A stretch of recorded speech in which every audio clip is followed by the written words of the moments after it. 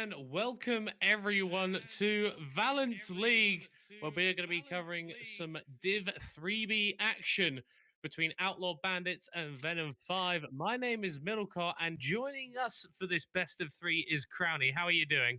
I'm doing just fine, Middlecon. How are you doing? I'm doing wonderfully as well. I'm doing That's wonderfully. good. That's good. That's good. It's gonna be some good games coming on. Good games, hopefully. And it's good to Uh, be back. It's good to be back on VL. they I've missed it for the longest time. And it's nice to be casting next to someone as distinguished as yourself, Crowley. thank you so much. I am very distinguished, and of course, I'm also very posh. Like people call me, like I'm very fancy. My Discord profile No, picture and about me ooh. isn't the most cursed thing you've ever read in your life. I was gonna stop you there. Like, okay, you are pretty posh Mm. with the crown on your head, but yeah, maybe we shouldn't talk about. How about we instead talk about these teams: Outlaw Bandits and VenomFive. Outlaw Bandits did pick up a win last week. VenomFive yet to play. So at the start of the season, really just wanting to see what these teams can do and get a feel for how strong they are. Yeah, definitely. I mean, Venom 5 won last split Div 4. Now they're moving up to Div 3, and of course, Div 4 was abolished not long after. But now they're coming in. I mean, they just come fresh off a win, not even having played last time. So maybe we'll see them happening next time. Like, Outlaw Bandits won their last game. Uh, they did have some interesting wins and losses, to be fair. Like, I think one of the most interesting things is about Gristle Brando. Gristle Brando one game played on Warwick, he went 9-2, and then the other game he played on Volibear, he went 0-7. So Yep. definitely a little bit he's a little bit of a flip. He can it's like it's not very consistent. Yeah, and sometimes you need a jungler that's going to be a bit more of a playmaker, a bit more of a flip player necessarily. I'd rather someone that flipped a coin and 70% of the time it was heads rather than they just never flipped the coin at all. I think another player we can talk about for Outlaw Bandits is their top laner, Bob Stroyer. I watched a lot of this guy last split. Was very impressed with his ability to play these sort of side laning carry type champions like the Gangplank, like the Gnar, like the Fiora, and the Urgot. So a pretty wide champion pool. He's actually going to be matching up against It's Ale, who is potentially one of the weaker members of this Venom 5 side. Yeah, definitely. Maybe he could look to abuse of that Crystal Brando just camping up top lane, diving him on repeat every single time. But I mean, it is the free. Some funky stuff can happen. Maybe sometimes you'll see a bot lane level dive level 2 going wrong or something like that. You'll see some fancy stuff happening in Div 3 at least. But could definitely be a way to kind of get into the game and just dominate the game for a lot of bands. Just camp Alex up here to like make sure that like he's the weakest member. He's probably one of the weakest links here, and you're gonna make sure that he's not relevant. Yeah, just got to take him out of the game and remove it entirely, and then maybe you can unlock that top side. But on the bottom side for Venom 5, they do look a lot stronger. Got some of their higher ranks concentrated in their mid laner and their ADC, I believe. So, gonna have to see how they play that one out. We are entering into picks and bans now. We see Outlaw Bandits on this blue side, Venom 5 on the red. Katarina and Tristana removed by both teams respectively. Yeah, I mean, there is, I think, the true senpai. I think he's known as like a Katarina one trick. So, like, it is, or I'm not sure. I remember someone on V5 actually last split played 80 carry Katarina and absolutely shit stomped their lane. So, like, yeah, it is good to ban that, but it seems like Gwen, Senna, Katarina ban from Outlaw Bandits, and Zinzao, Tristana, and well, whatever. But yeah, Whatever. We don't know yet, it's a Crowley. mystery. It's a It's mystery. a mystery. Well, it will be It's for like the a next few seconds or so. But oh it's oh. Let's go okay. do a That's drum the roll. Seraphine. Let's go do a drum roll. Oh, no. It's nice for me at least to see that it's a lot of these sort of like there's a high focus on the meta champions. Obviously, Gwen being removed, Jinjiao being taken off the table, and now this Viego first pick for Outlaw Bandits. It's good that even divs at Div 3 level recognize the strength of these picks and have crafted strategies around them. So I would expect to see sort of maybe a bot lane lock in here. Could go for Kaiser and a support, or take your jungler as well on this R2 pick. Yeah, I'm very surprised to not see actually Nocturne picked up here, or Nocturne even banned. Nocturne, super strong jungler and super meta, is absolutely batshit busted right now in the jungle role. At least he got nerfed a little bit in the top lane role this patch coming this game, but Nocturne still isn't picked up. This Viego still is a flex, you know, can go in the mid lane, can go in the top lane, can even go in the jungle. I've seen it support and it wasn't very good, but can go in support. Um, but you know, like there is still option for this Viego Ooh, not to go in the jungle, I but. think I remember that game. It was like a fasting Senna with a Viego bot lane. Yeah, that's I Yeah, think it I saw that was. in like UKEL qualifiers or something. That's very weird. No, no, It's gonna be. it was. Let's not talk about it. Let's not talk about it. We have got a Zach locked in for Tunkus here, as it will be the Leona going over, provides a little bit more lockdown against this Kai'Sa and denies her one of those very strong dive combinations. Obviously, Nautilus is still on the table, so we could see VenomFive go towards that. I would expect Outlaw Bandits to go for an AD carry pick here. But they're hovering the Singe instead. Could be 80k still. We don't know. But no, there's the Ash. Lavandle, known for being a very more utility carry and enabler, to go for these Ash, to go for a sort of more utility pick as a more of not really a main carry, hyper carry character like Kaisa, like Samira, something that can actually like. She's usually on these champions we can just shoot arrows far away or something like that. That can just perma lock you, stun you up, and help you enable your team to do more, like in terms of CC. But it's going to be the Morgana lock in. Now, that's probably Morgana support. It can be played Yeah. mid lane, but certainly not going jungle, or else I'm surprised to see Sack top lane, I guess. Well, I think Zach top lane is definitely playable, but I'd agree Morgana probably a bit better in the support role. Offers Kai'Sa a little bit of that lockdown that she so deeply desires from a support, and is quite nice at protecting against the mountains of CC that Leona and Ash provide. As that's a missed ban. What the fuck? Oh man, I love VL, man. I love VL. I love VL. Yeah, it seems VenomFive forgot how their ban key worked for a second there and just didn't ban anything. Or I guess maybe they just don't feel like they need bans. Wait, it's Alex AFK. It could be that the top laner is AFK, and Don't do this to me, man. Don't do this to me. Not in game one of the best of three, man. If we're not even getting our banning mechanics on point at this point, then I'm oh going to be lord, very oh upset. no, It's a stressful process, oh no, it's Crowley. about to happen. No, it's about to Oh, happen. Oh oh no. no. Oh no. I could just imagine Outlaw Bandits comments right now. They're probably equally as confused as us. Probably more, to be fair. They're like, wait, why are they not banning It's a anything? 200 IQ strategy. Is so confident in the power of his solo lanes that the Alex is just like, yeah, we don't need to ban. We don't need to ban stuff away. Yeah, we don't care. We We like don't we aren't care. scared of you. We aren't scared of you.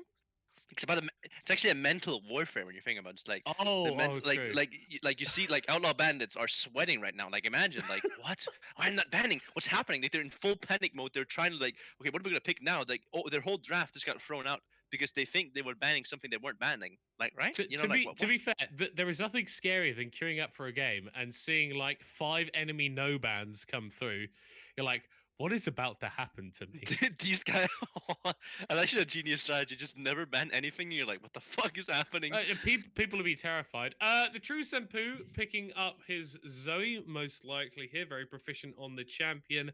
But counterpick does go over to Outlaw Bandit. Still got a couple of picks they could lock in. Opt for the Victor, actually. So going for a little bit more of this wave clear. Not going to be pressuring the Zoe too much, but just wants to get rid of those waves and scale up for the mid game. Yeah, I mean Victor's one of the strongest scalers, mid lane mages in the game. Like one of the like, I've my mid laner plays a lot of Victor, and let me just say I've seen some shit I didn't expect to be able to see ever. But don't pick. Okay, I was about to say Okay, don't pick there we are. Yumi. Don't pick Yumi, man. Like that's no. But it seems like all comps are being graded here. It is Viego jungle being picked up, so it's Leona Ash bot lane, I guess, and a dodge. Okay. Hopefully we will get some information on why that's just happened.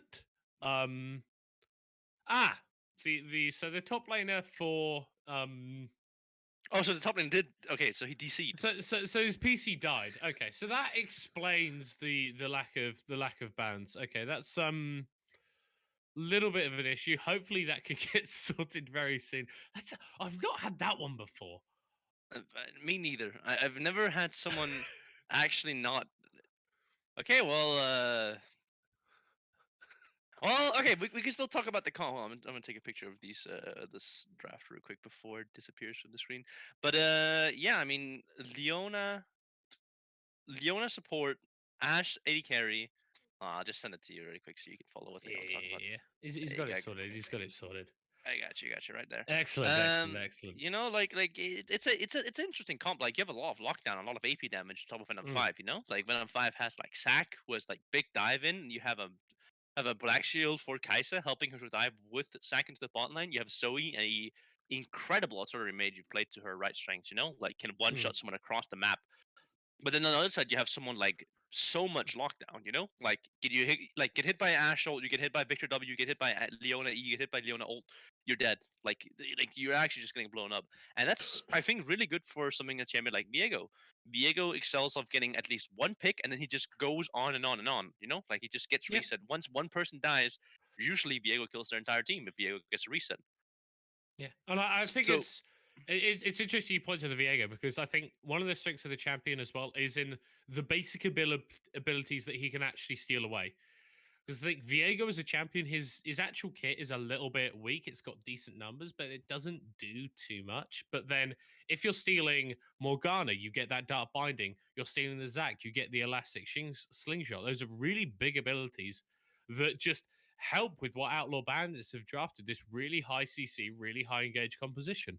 yeah, I mean, even then, like something like stealing like Zoe, like we don't know what the support is, of course, but even stealing something like the Zoe just provides so much, you know, like like the bubble E over the wall helps with the resets, the Q dealing extra damage on like return, like and even then, I'm pretty sure you can pick up a summoner spell as Zoe W. Like if like you take someone that's that you if you kill someone and like let's say they flash, I'm pretty sure you can steal their flash when you're playing Zoe.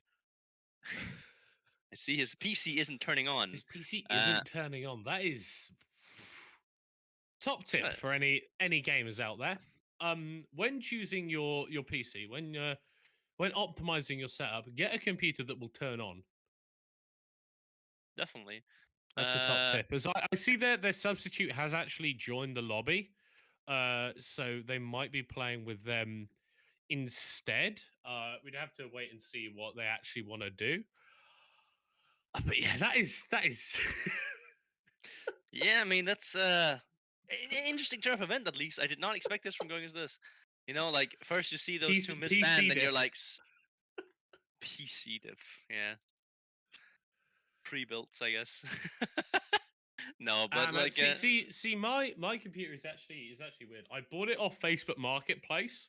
you're disgusting, Oh yeah, which is very disgusting. I bought my last three PCs off Facebook Marketplace. man. And it Does old was people use PCs? no.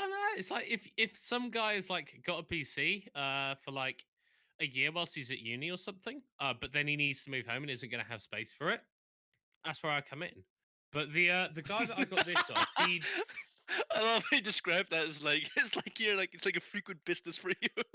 man, it's how I buy my PCs. But the It's like guy a that frequent. It's like let me allow me to introduce myself. It's like so the guys, guy's I'm like, Fury. I have I to don't move know home. what to do with this my computer. PC. I'm just there Middle caught in the DMs instantly. Like within five instantly. minutes, middle caught in your DMs.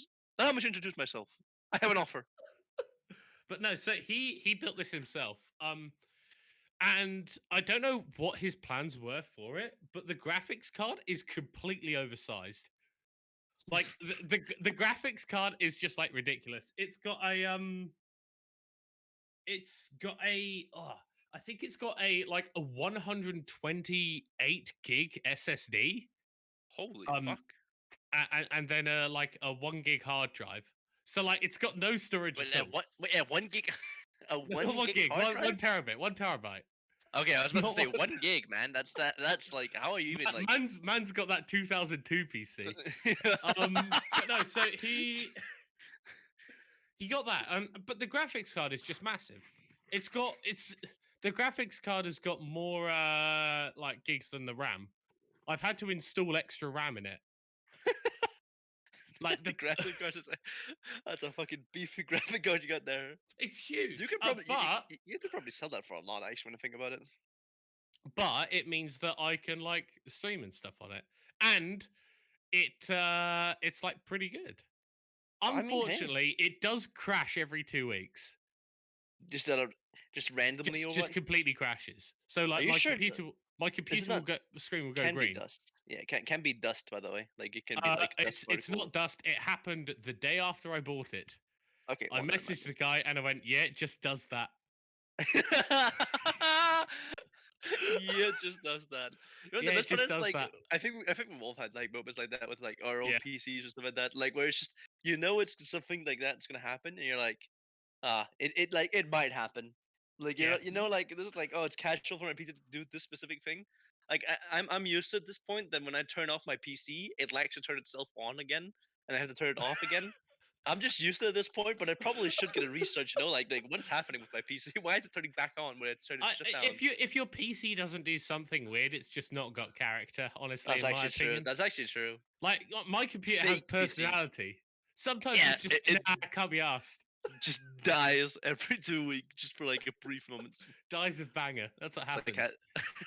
It's how I know I've done a good cast because my it's PC will like just turn off like that. It's like afterwards. you're playing elite games like going 0-1 dies a banger. It's like, yeah. Oh, I don't want to AFK because I feels bad and like my computer's just like got you, homie. It's like I don't know if I know where it's like it's an excuse. Oh, Nah. my PC turned off. Oh, I guess I'll wait with turning it on afterwards. My bad, guys. Just right. Just for the record, I always turn it back on. Always. Yeah. You haven't thought you haven't Always. yeah, I rights am listening. Rights listening, rights listening, care. right listening. No, I'm a big advocate of playing the game out. And even if you've been dealt a bad hand, you just go for it anyway. I went 1-10 on Master Yi today. But then didn't I have a game recently on like hold on, let me see. I think I had a game like recently where I just ran it down. Yeah. Yeah. You've played a game recently, so I No, imagine you had I a know game. I played this game as Taric. I remember that. It was one of the first times I ever tried Taric. I went 110. How? That's not possible. Tarek is No, very easy. no, they had Viego, Nivea, goddamn Riven, man. What am I You supposed got to do? press R. Yeah, they had Senna Seraphine as well. They didn't die. Press R. I did. But my team decided to fight. My Lee Sin was trying to get like Chinese Lee Sin montages during the game. It's always your team's fault, isn't it? Yeah, team gap Oh, copium. Oh Cranny, that's not man. an attitude to Oh wait, have. wait, draft. Yeah, Oh, we're back into draft. draft is It's happening amazing. again. Yeah, it's not team gap. Well, it is, It's but not team gap. it Well, yes. is. It is So, we have had a always. substitution. So, Voila, jungle diff. yeah, we've had Walla Jungle Diff in And for Tunkiss moved to the top lane. it's Alex. Yeah, and Tunkus has moved to the top lane, and we got Walla Jungle Diff in the Jungle Diff. Okay, so Huh? I'm not too sure whether we're going to be remaking with the same I mean, picks and bands. I'm guessing it's gonna be the same picks and bans. Like that would only make sense. That would make No, no, sense. please, actually, just man. No, Oh no! no. Please, Oh wait, no, no, no. please. They can't. They can't. They can't. They can't. That's right. They can't. They're using a substitution because they Yeah, changed they their can't lineup ban. roster. They have to. Okay. Okay, good. Okay, good. Oh. It's intentional. It's intentional. It's actually intentional. Can we just? I need confirmation that it's intentional. Yeah, Like my heart no, can't do this. it is. It is. It is. It is.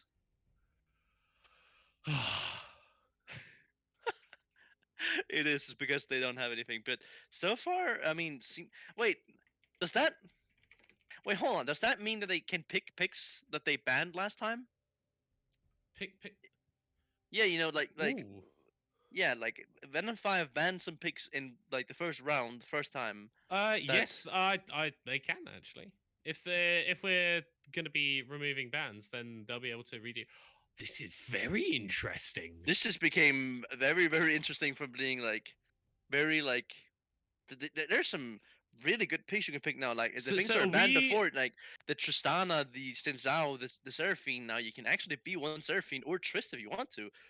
I mean, you have the full power to do that. But I assume the same bans are coming out from Outlaw Bandit, from Outlaw Yeah. Bandit. They banned the exact same things as before. Is that a strategy then? Just like not banning champions so that you can secure OPs for yourself? No, what? No, I'm saying I'm saying I'm saying Outlaw Bandits can now get picks they wanted to. But they're Yeah, but so can VenomFive. wait. I think. Wait, did Bob this? Wait. Okay, hold on. I Bob think. Destroy, they did first pick Viego last time. Yeah, I'm not but aware of the rules, I so mean, they might it have to seems like remake it with the same. I mean they might, but what's the point of not banning then? I don't know. What the fuck? I mean, okay, if they pick something different here, I'm actually gonna laugh. Okay, okay, we're okay. What the hell? It's a different champion select. You can pick different champions, I guess. Wait, so yeah, wait, what? Okay, so they can pick different champions, but Outlaw Bandits opted for the same things, even though the Well, free I bans, mean, the Trist, bands were. Zhao, and Seraphine are no longer banned for them. But they're just gonna. And he locks in Jin Zhao. I mean, so the thing is, like, Trist, What the Seraphine, fuck? I don't feel like those are particularly strong meta champions. I think the Jin Zhao, obviously. Trist is though. Trist is mediocre. Tr- in what world is Trist? Okay, which AD carry is better right now? Akshan, man, go to next patch. No, like What, Tristana what, is what? has the best level 2 in the game. Could be flexed between two roles and is absolutely super strong. One of the best offensive AD carries in the game right now. And you can even see them hovering it now. Please do not do this, okay? Just pick the Ash so that I No, can be vindicated. nope. Pick the Tristana, please. Just pick Tristana. Tristana's better, stronger, and requires Jack Zero skill. Told you. Okay, so we are having a Tristana. We're having a fully remade champion select, I guess, then. So, That's actually so weird. Wait, and why did they opt for? I mean, they're up for uh, picking Gnar. Okay, well, okay. elaborate.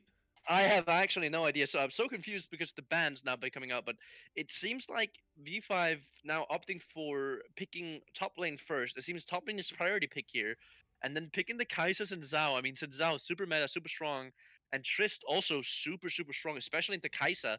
Like Kaisa, unless she has exhaust, does not win level 2 against Tristana at all. Yep. Nautilus being banned as well Ooh. for as well. But I'm more scared if the Leona pick still is there. Leona also super strong and engaging, but even something like the Alistar or Rel is still open if you really want to like hard engage bot lane. I mean, that's the thing. There are so many supports that can just like hard engage. So I always find it a little bit weird when teams ban away the Nautilus when they've got the Kaiser locked in already because it is such a strong duo. But I guess you're trying to deny away those engage options from. Oh, and now Uh, the Victor's banned. oh, That was a that was actually picked for that AJ was Tracy in the last that champ was picked select, wasn't that it? was picked for Yeah. AJ Tracy last time, but now it's banned this time around. And even something like the Zinzao was also banned last time by V5, but it's up to pick it now. While I'm I actually don't. Maybe do you think Outlaw Esports didn't understand, like Outlaw Bandits didn't understand that there was a new draft and they just picked Viego because they're like, oh, we're gonna go with the same draft. Well, Viego first pick is still very, very good. Very good. We're gonna agree on that one, but you know, like, could that be the factor? Could that be why? I That'd don't be know. pretty I funny. don't know. I don't. Why are you asking me? You're a god. Excellent. Well, I appreciate that. Is what it Chu seems like the Zoe. Chu Yep, the Senpu is Zoe. going to be grabbing his Zoe again. It doesn't care what the enemy mid laner is going to pick. Will potentially be facing up against Viego or Tristana or something else if Outlaw Bandits choose to go for another pick here before. Okay, so I can actually see in the chat as well people saying redraft agreed. So it is agreed between the both of them. So I'm pretty sure they were Okay. aware of it. But the Anivia lock-in, Anivia, okay. I mean, interesting enough. No. I mean, Anivia is a good control mage, but I don't think you can control much when there's a Clad and a Sinzao on the map. They'll just jump on you instantly. You have to really be careful about controlling where you are. Like, they have so much dive onto you, and you're playing something like Anivia, you really have to actually dodge some shit. Because like you have a Zenzao, you have a Kled, you have a Kaisa, like you have full on just dive on top of you right now, and then just nothing heal. But as I was talking about, the Anivia, no, sorry, the Leona picked up here for Dark Chance with the Tristana, super strong duo bot lane, will absolutely stomp them. But it is the question: is no, just pick Thresh. Oh, that's a Maokai support. As much as I'm a fan of Maokai support, I'm a little bit of a connoisseur of Maokai supports. But yeah, Maokai support into this team seems like a big yikes. Not gonna lie. Like I don't see this bot lane ever winning. If Maokai gets jumped on, he dies. If Kai'Sa gets jumped Yep. on, she dies. And You is that just an engage range thing? no, it's just it's the thing is Maokai in lane usually excels really well against like other tanks. But the thing is, he needs someone who can really follow up with damage. Usually, Maokai is played with like a Samira because they have Yep. super strong combo with each other, or like something like a Tristana is also really well. Kaisa can work, but unless Kaisa goes exhaust, this 2v2 Maokai and Kaisa does not win against Tristana Leona level 2. Like Leona Tristana has like the best level 2 in the game.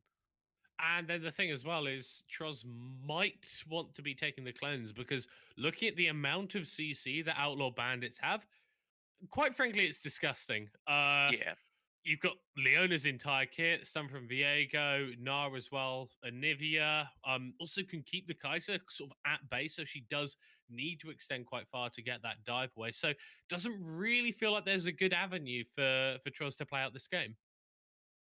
Yeah, I mean, it's just I mean, it's a rough thing because usually you would opt for the cleanse, but at the same time versus Tristana, you would opt for the exhaust. So I think you'd have to do some like funky things with like Maokai going exhaust here and then Kai'Sa going cleanse. But that just leaves you with two combat summoners down, while like Tristana could go heal, for example, or and Leona could go ignite, and they would still like somewhat be close to beating them if Tross and the Lizard Supreme plays that wrong that fight. Yeah. Going up into sort of the mid lane here. This is a matchup that I haven't really seen too much because Anivia and Zoe are both champions that have sort of been out of like sort of the meta for quite a while. We do see them picked as like niche counters here. But what's your take on this matchup in particular? Is this going to favor AJ Tracy or is it going to be going more towards the true Senpu? I mean, it really depends on. I think Anivia can be a very, very strong champion. But the thing is, I don't think she works in this comp. And an artillery mage like Zoe, who can just kind of get out, unless you're in range to ult where she just ulted off, I don't think you're gonna do much. Like the thing is, like Yeah, Zoe can play from so far away, while Anivia is kind of forced to just stay in the range of her control. You know, like she can't walk away from her ultimate. She has to stay in the range of the ultimate, like the charging ultimate thing. yeah, Then that's where she's the strongest. But that's also like none of their champions really like are afraid of that thing. Like Kai'Sa can just dive behind it, Zhao can just dive straight onto it, Nivea. Kled can just dive straight onto a Nivea, and he can cancel it as well. Zhao can also cancel it. Maokai can cancel it. The only one who can't cancel it, I think, is I actually don't know if Sleep cancels a Nivea spot, a Nivea ult. oh, we'd have to see. We'll probably get to see that interaction in game. I like that you mentioned how this is one of the issues that Anivia has. If you're playing against champions that can just get on top of you and you're not able to effectively use your zoning tools, it feels pretty bad. In the 2v2 as well, between the Grizzle Brando and AJ Tracy versus Walla Jungle Diff and the True Senpu, don't feel like that matchup goes in favor of Outlaw Bandits either. Oh, you And really? I no, mean, see, oh, I it really think the depends. If early the it really early damage depends. from the Jin Yeah. Zhao Zoe I feel like is just about there, and then whilst Anivia can do stuff if she hits her Q, if she doesn't, it's turbo doomed. Yeah, definitely. Like, you really have to like do some really like. It's just, you know, but I can see that yes, sleep does stop her ultimate. I just read it up about it. Anivia did all stop, but Milcon, don't you have something to tell us about? Something very special? I do have something to tell about. So, Valence League have actually got a sponsorship. We have got a partnership supporting us as we go through the season. That is True Haven Esports Academy, who are offering teams 10 hours of coaching at £15 per hour, which averages to just £3 per person per hour. That's going to be really great for getting you up to these higher ranks, turning you from a Div 3 team to a Div 1 team, maybe even qualifying beyond Valence League. if you ever thought that was possible. So make sure to go and check them out on the Valence League Discord server in the announcements chat. They've got a post there where it's been approved by Silverback as well. So you know that they're great. That's actually like if it's agreed by Silverback, you know something's about to go down. He climbed from gold 3 to plat 3. That's impressive. impressive. That That's is impressive. I mean, that's difficult for someone like yourself, isn't it, Crowley? Come on, man. Getting out of gold. What is that to say, man? Man, you know, I have been wanting to get coaching from Trivia Esports. I actually have like 5 sessions booked already, Oh, but nice. it keeps getting delayed, man. And it's not only their fault; like it's also me. Like I'm just too busy. Like I'm actually just. Ah, man. I'm Well, actually just too busy. Hopefully, like one of you guys will be able to take up the slots that Crowney is delaying, skipping out on him. Get ahead of him in solo queue. What is that to say, man? Like I disrespectful. Absolutely disrespectful. A little bit disrespectful. We are going to be jumping onto the Rift fairly soon for Outlaw Bandits versus VenomFive. Outlaw Bandits 1-0 right now. VenomFive yet to grab a victory, yet to have played. We'll hopefully grab that first one today. We're pausing at 10, right? Oh, yes, we are pausing at 10. Yes. Steven? Yeah. Let me know when you're ready. Pause that 10. Oh, yeah. No, just go to 10. Just go back to 10 and then unpause at the League of pause at the same time.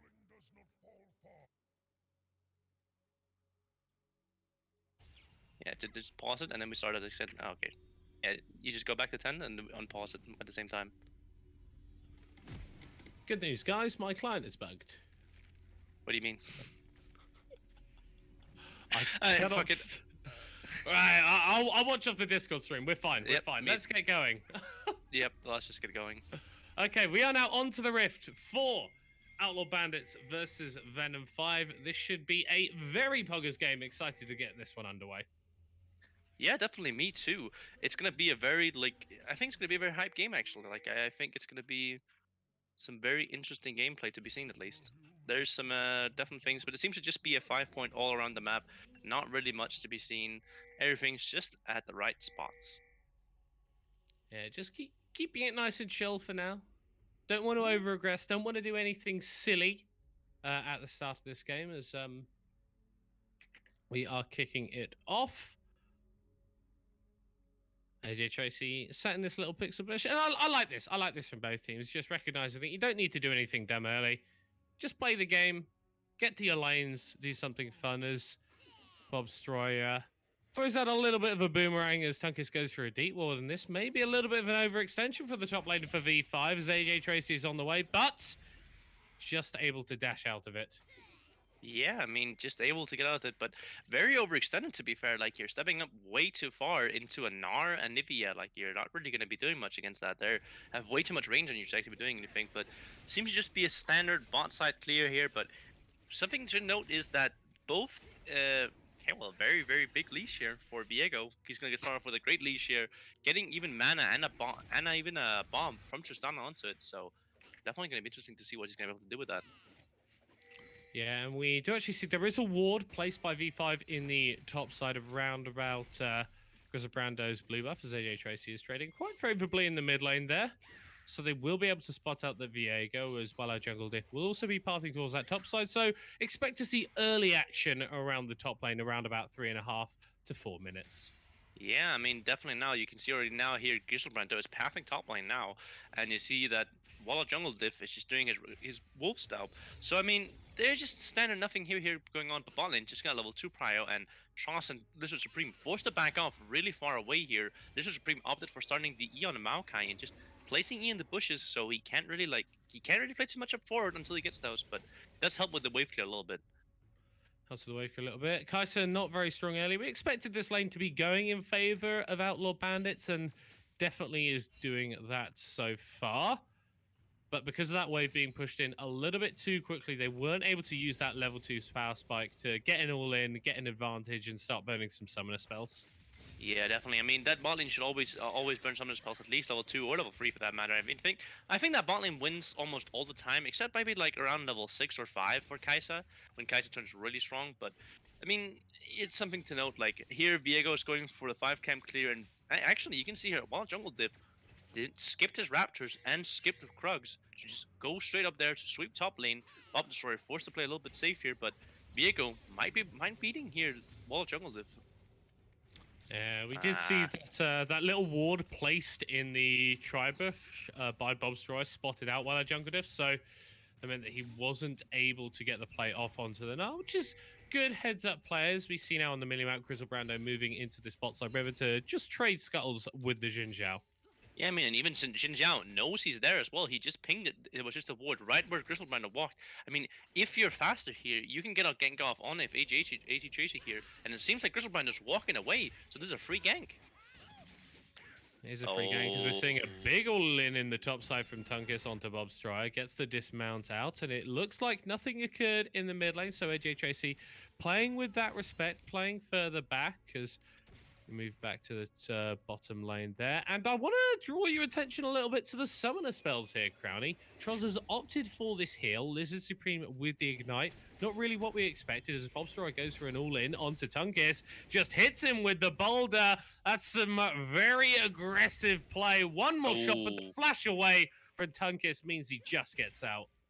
Yeah, I mean, you can see Tonga is actually really close to the dismount, remount here again. Might be able to cheese a little bit with her comeback here. You can see he's walking into the bush, just staying there still. You'd call that greedy sometimes, but Kled is a psychopath of a champion.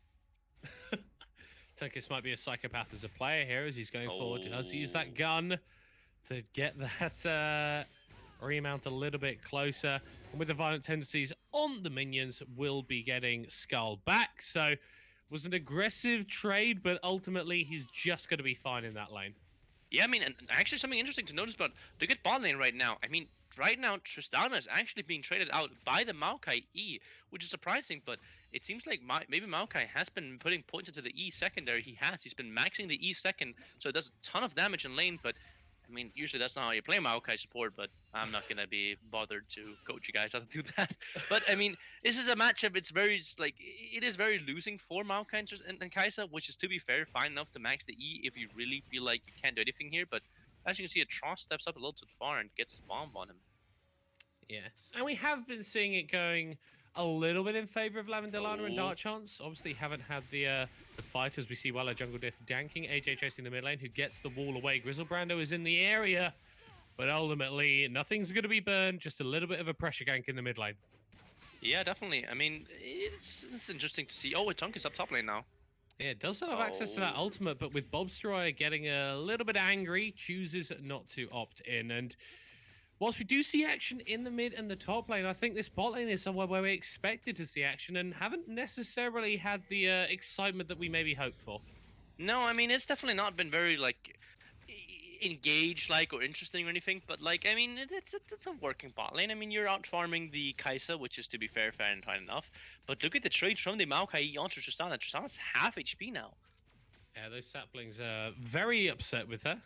Lavandolana is going to be forced to back away. And crucially, they haven't got the lane in, so they're not going to be resetting anytime soon. Otherwise, they're going to be missing out on a bunch of CS. Yeah, I mean, there's a bunch of CS to be caught now, but I mean, this lane, I think it favors, honestly, it might favor Maokai and like Kai'Sa the more they stay in lane. Because right now, Triss is just farming, pushing in constantly. They're never going to be able to, like, really pull off anything bot lane. I mean, if anything, you want to go for the dragon here. You want to call your jungler. You want to say, yo, like, Griselbrando, we have full prio here. But the thing is, even though you have full prio there, Anivia can get so fast prio in the mid lane, it's almost rough to just get it here, but oh, look at that trade. That's a very big trade onto Truan Senpu. And yeah, it's at that point as Tunkus is going for another all-in onto Bobstroyer. Actually dodges away from a lot of the damage. There's the bear trap on the woke. The hop away gets Bobstroyer out just in time. But yeah, we have hit that level 7, level 6 mark for AJ Tracy, where you can just put down the Frozen Storm and clear out the wave of impunities. We did see Griselbrando picking up that Drake. First one of the game, a little bit late, and we are going to be getting towards that soul as the bot lane gank is coming through. That's a nice stun landing onto Troz, who was able to flash away. The Ignite was dropped as well, but ultimately, the Kai'Sa gets away with her life. Oh, wait. Tunkus is trading very heavily in the top side. One more hit onto him will do it, and Bob Stryer picks up first blood.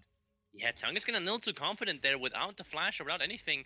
Just Bob Destroyer full on all-owning him, getting the Mega Gnar. Tunk is completely disrespecting Mega Gnar, just to the point where it just didn't really do him good. But now you can see here, Gnar is backing, already has the tier 2 boots, the plated steel caps, that's what he called now, not the tab eyes.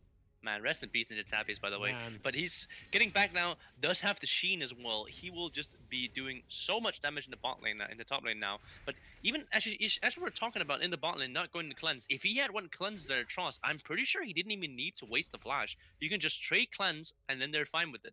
Because you can't really engage other than that, and you're fast enough to just get out. Yeah, but as it stands, we are seeing a little bit of an advantage developing for this Tristana, like we already mentioned.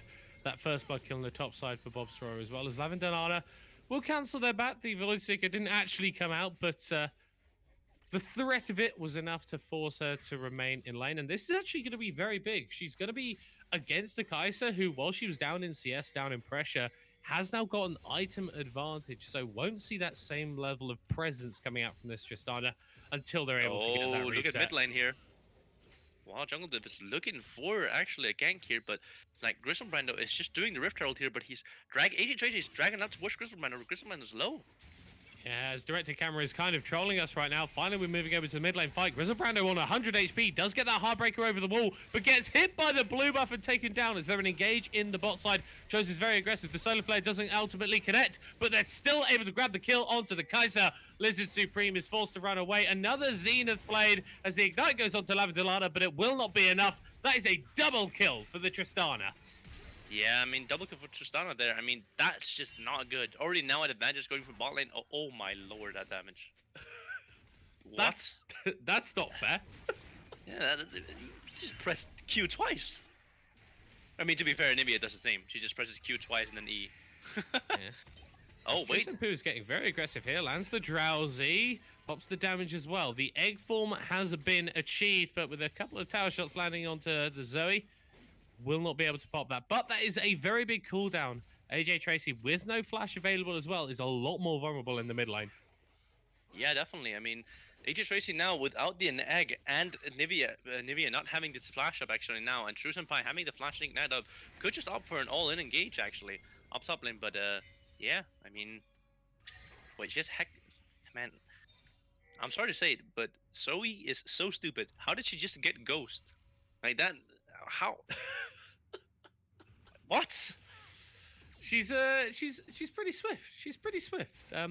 We did see that despite falling behind on the bottom side of the map, VenomFive were able to pick up the Heralds, as we're seeing, and a Sleepy Trouble Bubble landing onto Griselbrando, and 50% of his health bar disappearing, while a Jungle Diff doesn't land, the wind becomes lightning, and Griselbrando gets out, but not for long, as the Glacial Storm is just enough. One more tower shot hits onto True Senpu, and AJ Tracy gets the turnaround kill. Yeah, I mean, True Senpu there being greedy with his flash. Did actually have the flash ready, his own flash, but used the flash from the W and didn't expect to use his own flash. He just used the ultimate to try to get over the wall, but I mean, as we all know with Zoe, that's not how that works. Oh, well, a Jungle Diff goes in with that Crescent Guard, gets the kill onto AJ Tracy, who didn't have the egg available, and Tunkus doesn't have a health bar available.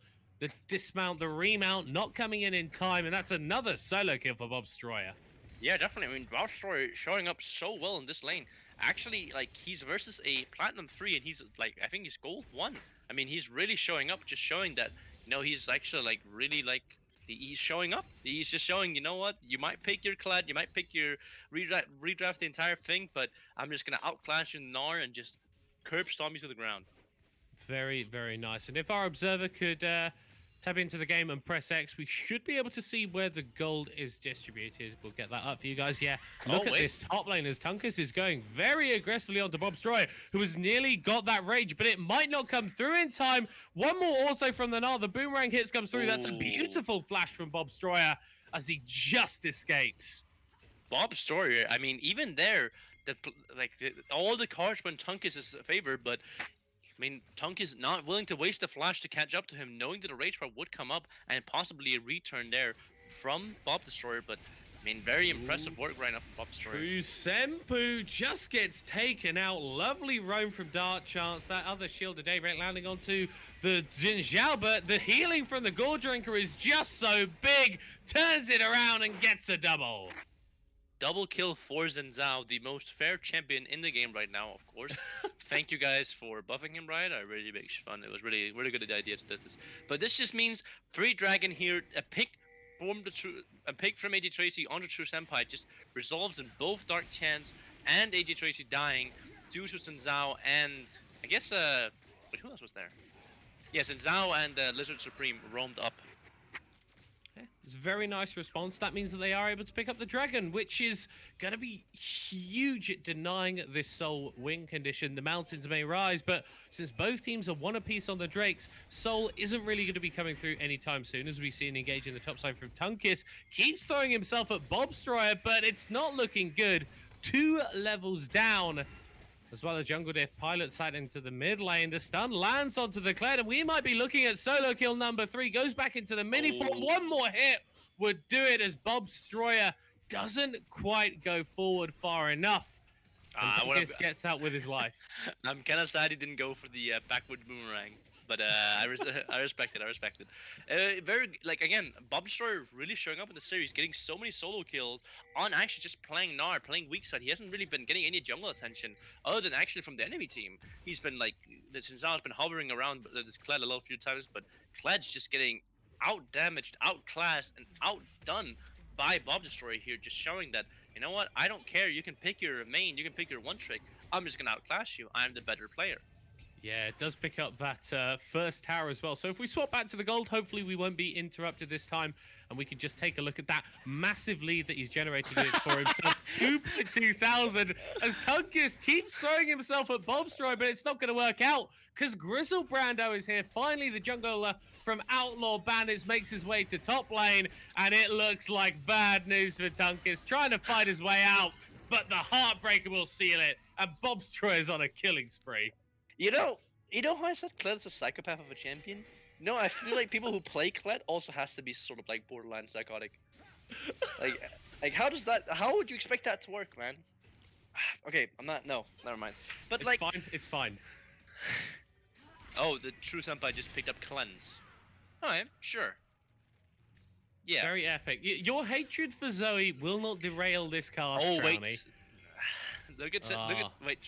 Wallow Jungle Diff? Okay, Wallow Jungle Diff was kind of looking at his shot there, as that's a nice wall. That's an excellent stun, but the Crown Guard is preventing the damage from being done. The wind becomes lightning. The flash orb with the stun. The ultimate is out, and the shutdown goes over to AJ Tracy. Tunkus is joining this fight, as here comes Troz as well. It's being turned around by VenomFive, as the shutdown on the Tristana goes over to the Kled. Another kill onto Dark Chance as well for Troz. And AJ Tracy, Grizzle Brando escaping with blinking health bars. Here comes Bobstroyer, but he's just going to get hit immediately by the Sleepy Trouble Bubble. But the health bar is just about big enough. He gets out. Oh, I expect the True Senpai to ult flash there with the and then just one shot AJ Tracy there. Well, I'm not gonna derive this catch with my Zoe hatred, even though I think that champion is question markable, I guess you can say. Questionable. I'll tell you what, Crowny. How about we derail it with some Jin Zhao hatred? Don't even get me started, man. Like, Zhao is just stupid. Like okay, like Zhao might be like he's not like a really like he's not just dumb. He's also unbalanced, and that he's just fucking with an item that just makes him even more stupid. Because you can just be like, oh yeah, knock everyone away and just heal myself up again. Ah, okay, yeah, true, fair enough, I guess. Pauses. I don't care. But Tunkus showing why he isn't a very strong champion at the moment, being ganked by 3 people. Oh no, it's just been bad news. He doesn't even get the remount. Bobstroyer gets another kill, and I think all of them have been onto Tunkus. This is kind of a top diff at this point. Yeah, it's rough. Tunkus is living out a life here where he's just being killed on repeat. I mean, to be fair, the man has...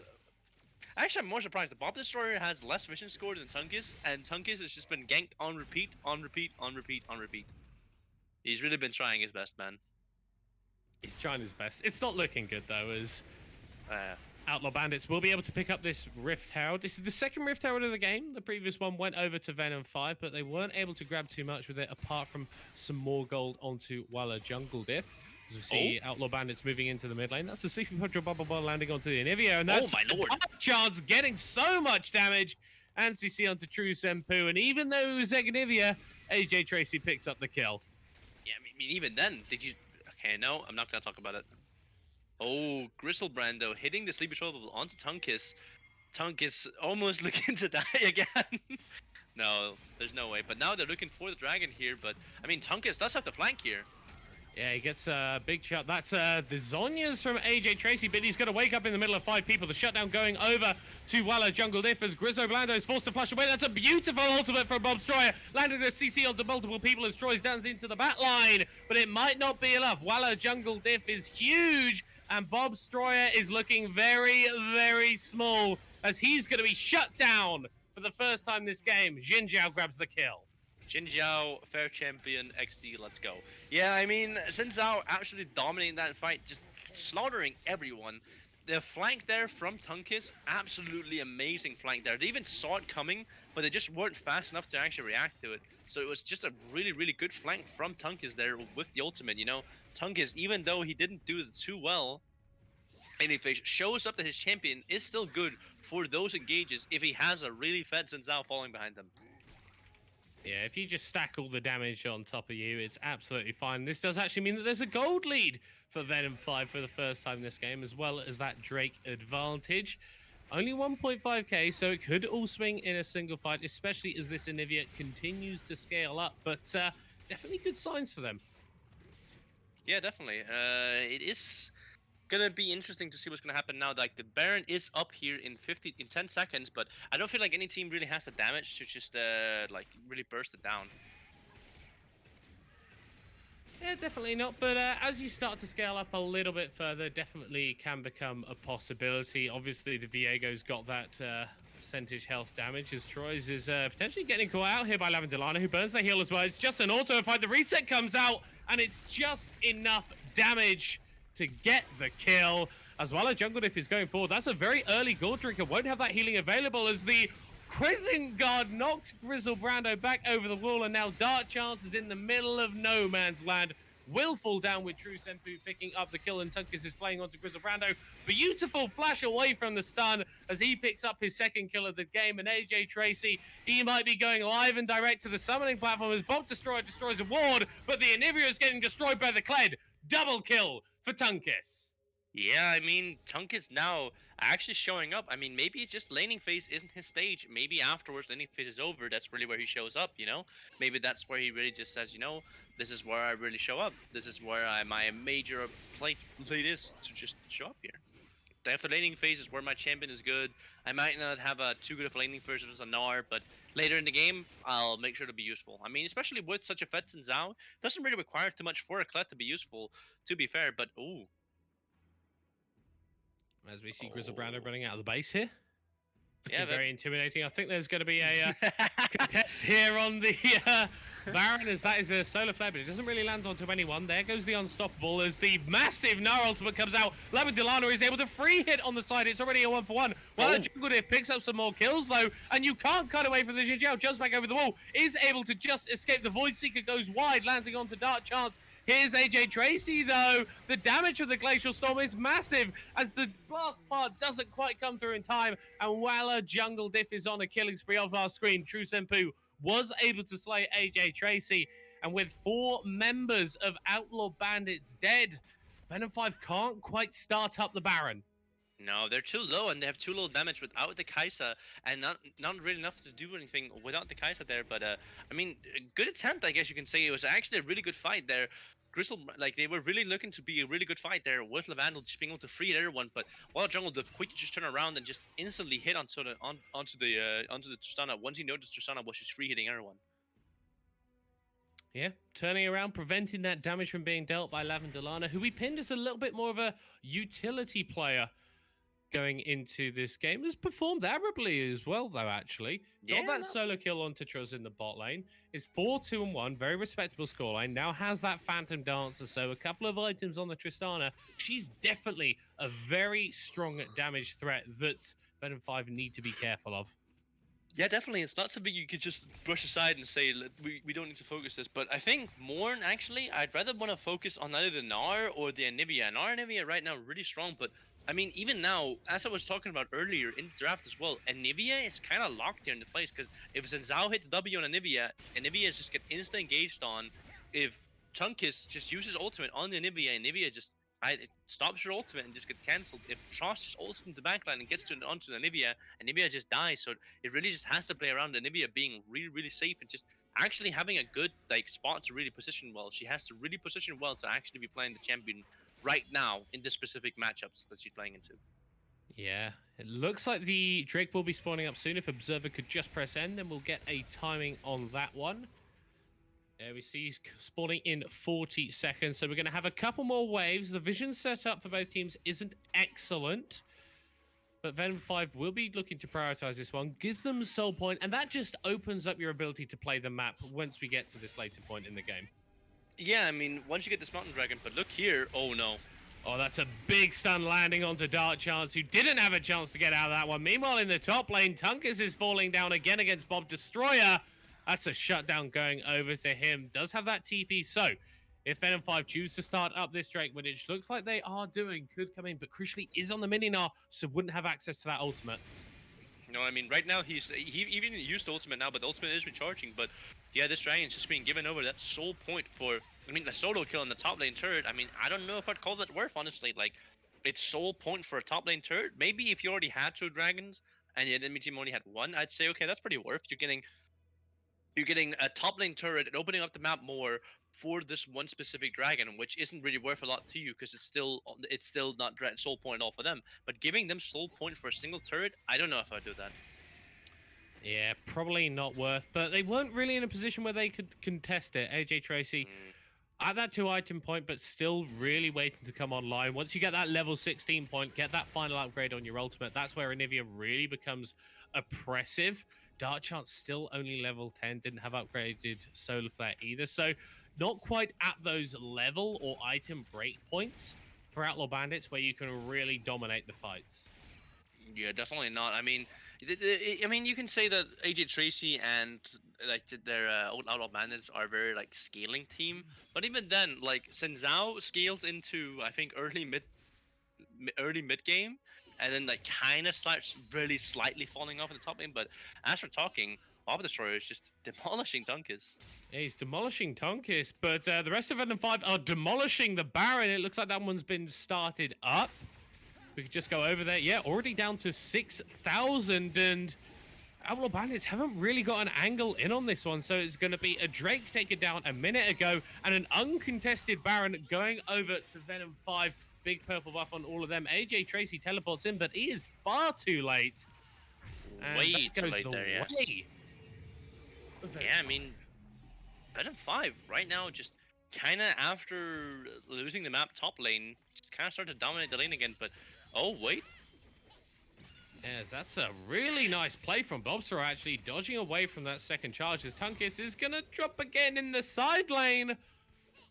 But you could keep doing this if VenomFive are just going to keep winning the team fights. You know, okay, Millicon, you've probably heard this a lot. Can you tell me what the definition of insanity is? Is it doing the same thing over and over and expecting different results? No, it's Tunkus.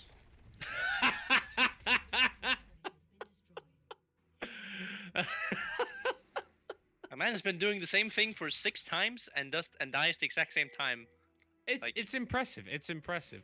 The thing is, I wouldn't say impressive. It's delusional, is what I would say it is.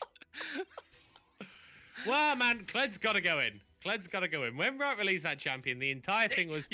I did say this. I did say that. People who play Kled and Kled itself are just psychopaths. They that is the definition of insanity. It goes hand in hand, Psychopath and... It's an interesting play. I want to highlight right now... I think one of the matchups which is actually going in favor of VenomFive, because top lane definitely isn't. While a jungle diff versus Grizzlebrando, we talked about the Outlaw Bandits jungler potentially being a bit of a coin Oh flip no. player, as Lavender steps on the Trouble Bumble there, but does get out just fine. It's all Okay. okay. We talked about Grizzlebrando being a little bit of a coin flip player, and it's definitely landed tails this game. While a jungle diff has been all over him, got additional CS, has participated What the in hell is that? 16 out of the 19 kills, as we see Tungus Oh. going forward onto AJ Tracy. Pops that Zonia's very nicely, but Troyes is in the Oh. mixer as well. That Ignivia is not going to Oh. save you. Very nice double stun from Dark Chance, but it might not be enough. That's the wonderful TP as the stun goes against the wall. Tungus destroys the tower, and the hopes of Outlaw Bandits may be falling as well. It's a 2-0 right now in favor of VenomFive as Lizard Supreme is going forward onto Lavender. Bobstraw is trying to cut this one out, but it's not going to happen, bro. The flash forward for True Senpai, one more hit, and the shutdown goes over to the mid laner. And with the Baron, but VenomFive will just look to push through and take the first game of this best of 3. Did you see Grizzlebrando just disappear? Where'd he He go? ulted in and then just insta died. Oh no. Oh no, on the fountain, falling asleep. One more hit, Lavender will survive, but the Nexus will not. And VenomFive claim game 1 in this series. Yeah, I mean, definitely an interesting game 1. Definitely not something you see every day. I mean, top lane, hard losing and just coming back. And you know what? I think the jungler's name actually matched what happened this game. There was indeed a big jungle diff, in my opinion. I think Walla jungle diff did amazing this game. Like, absolutely turbo carried the game. I mean, look at bot lane. They're playing the losing matchup. They did just fine. But Walla jungle diff, really the player who shines here with 3k gold above all of his other teammates, just really showing that he's just way better in jungle than Grizzlebrando at least. Maybe okay, maybe we can say that Grizzlebrando got off the wrong foot in the morning. You know, like how he did in Yeah, man. versus the other ones. Like he went 9-1 the other game and he went 0-7 this game. This is his game where he went 0-5. Now he's gonna go 10-0. Yeah, clearly had Cocoa Pops, which were a children's cereal. Should have had Weetabix, breakfast for men. Game 1 did go over What? to VenomFive. We will be back in a few minutes' time to see if Outlaw Bandits could strike back. Don't go anywhere.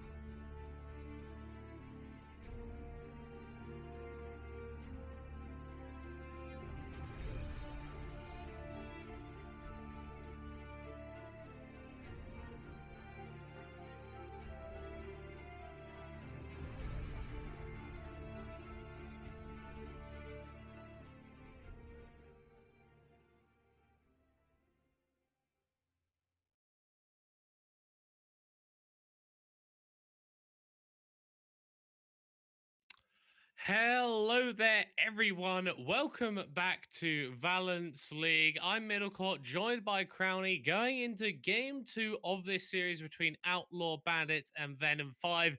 VenomFive were able to pick up victory in their first game, and now we're going to have to see whether Outlaw Bandits can bounce back or VenomFive are going to take this 2-0.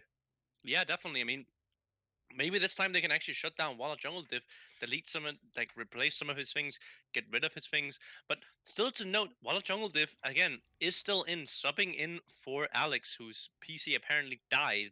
So question is, they can ban this time around. It seems so. There's no issues with banning now. Banning Art the Nard, which is so oppressive in the top lane, versus Tungus. Tungus died to it multiple times in laning phase. Wasn't really a factor late game as Walla Jungle Diff was so fed and so strong at there. So it didn't really matter in the end. Yeah, and you say exactly. Tunkis didn't really need to have an impact that game because the rest of the game west of his lanes just went fine.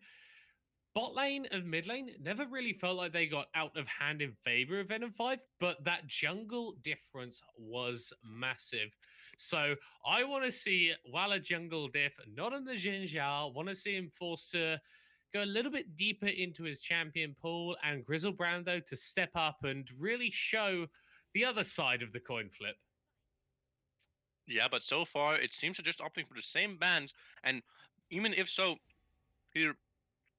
Oh, Jesus, sorry about that. Outlaw Bandits opted for getting the red side this time around, so means they're leaving up the Sinzao again, so they actually can leave up a Sinzao first pick if Outlaw Bandits doesn't ban it here. I mean, and the Sinzao, like it worked last time. Why wouldn't it now? You know, like even if he has to go deeper into his champ pool and so on, he doesn't really need to if it worked last time. It was so oppressive last time. Yeah, last ban was Senna from Outlaw Bandits, and is going to be that Jin Zhao. So the Senna is now available for Trezzle Lizard Supreme. Could take that one bot side, but we'll have to see how the adaptation comes out to VenomFive. Obviously, now on the blue side, Outlaw Bandits on the red. And Viego was first pick last game, and it's going to be first pick this game. Maybe this time around, Wall Jungle Diff or Tunkiss can prove they were better at than Grizzle Brando. Grizzle Brando definitely didn't really show too much up on it. It was a really rough pick for him. He didn't really get anything done. It was just, I think it was 0-5-5 at the end of the game. But it's going to be the Sejuani hopper instead. Yeah, Sejuani, a tank that we have seen rising in priority, has great synergy with the Sunfire Aegis, which is kind of busted right now. I don't think anyone knows it, and does it give you a very strong ganking jungle option? Yeah, I mean, Sejuani is like one of those junglers who kind of just stops doing camps level 3 and just starts spam ganging you on repeat, and it's so annoying. But I mean, the same thing happens to with Zhao, but it is going to be the Seraphine Sejuani, which kind of an odd combo, but can work. Yeah, I think it was G2 that pulled out a Seraphine plus a million tanks combo in their playoffs in spring in the LEC. Can be very disgusting. Obviously, you've already got a lot of CC out of both those ultimates, and now the Senna locked in for the side of VenomFive was banned out in game one, and they are going to be able to pop that one in the bot lane this time around. Going to be paired potentially with a Morgana locked in here. Not a champion that we're seeing too much, but this would be crazy. Nah, it's Viego's. It's Viego's and a bot lane, I believe. It's the Viego Senna. I know it. I know it. But why would it be Viego Senna, Crowley? Listen, you don't understand, right? Like they're against Seraphine Ash, you're gonna be like, that's a terrible thing to play Viego into. Wrong. Viego just presses E and just goes invisible. You know, it doesn't matter. 100%. I know that's Viego bot lane. I have no doubt about it. That makes me sad. As Tunkus might be sad that he's no longer piloting the Kled. Whilst it was a little bit of a questionable performance by him in the previous game, this is theoretically meant to be his strongest champion. So Outlaw Bandits really going, okay, Bob Stroyer, you look great game one. Let's do that, but even harder, even faster. Probably going to get him on a carry as well in these final two picks and really try and flex that top lane mismatch. I would like to see Bob Destroyer on Urgot. I think Urgot is super, super strong, can be incredibly strong. Like, I don't know if you've ever seen the Urgot Renekton matchup. That matchup is goddamn unplayable for Renekton. Like they're like Urgot is such a good bruiser, and I think Bob Destroyer can pull it off really well. He's shown off before it, and has shown up on it. So I don't think it's a bad pick for him. But instead, they're going to ban that to Ooh. GP. Yeah, that's one of Bob Stroy's preferred picks as well. So could go towards the Urgot, could go to something like the Furo, which provides a lot of side lane pressure, which he was pretty good at indexing into last game. Now, I'd expect AJ Tracy to grab their mid laner here, unless the Seraphine is going mid and Dark Chance wants to bring the Dark technology. But I expect you blind pick mid here and then leave that counter pick available for. Oh my god, okay. That's a pike. Now, please tell me this is a bot lane pike. No, it's mid lane jungle. It's a 20 top lane, mid lane, jungle pike. So it's Seraphine mid lane, Ash, AD carry. They're picking support next. Crowley, please provide some context for us. It's called a diff-free draft specialty. No, that's probably a bot lane pike with Ash. Could be mid lane as well. I don't think mid lane pike is good anymore, especially into Nico. I feel like you'll just get perma harassed no matter what the hell you do. I'd probably think Seraphine's going mid here, Pike going support, and Ash going, of course, AD carry. But one thing I'm more questionable about is why they opted for the for the Pike. Like of all things to opt for here, but Mundo. Ooh. That's an Does interesting go pick, where but yeah. does go where he pleases. Has had that rework, and I'm looking at the champions locked in right now for VenomFive, and the Viego center bot lane is looking a little bit more likely than I would be happy with. Last Wait, pick going to come out for Outlaw Bandits. Going to no, dictate no, what it's they're more doing. no. There we are. It's the Camille. So Bob eh, Stroyer indexing into Please. his side lane potency. Oh Going to be wait, Hextech ultimating onto damn it! Tempest all day long. And there we go. It's Walla Jungle Diff picking up the Viego, and it will Damn be it! Damn Senna it! Damn it! Morgana in the bot lane. Yeah, okay, so it's a draft suspected. I mean, the Camille into Dr. Mundo, I've heard from my friend who plays Dr. Mundo, that's a really, really hard matchup into him. Camille. Camille is a really hard matchup, really does good into it, but only issue is that Mundo builds a lot of max HP, and Camille does true damage, but the more max HP you get, the more you kind of less care about max Yeah. HP, you know? Like, you don't care about the true damage anymore. If you have 5,000 true damage, it does 900 true damage. Like, you're kind of like, okay, sure, that's 900 true damage, but that's still, like, not even half of my health.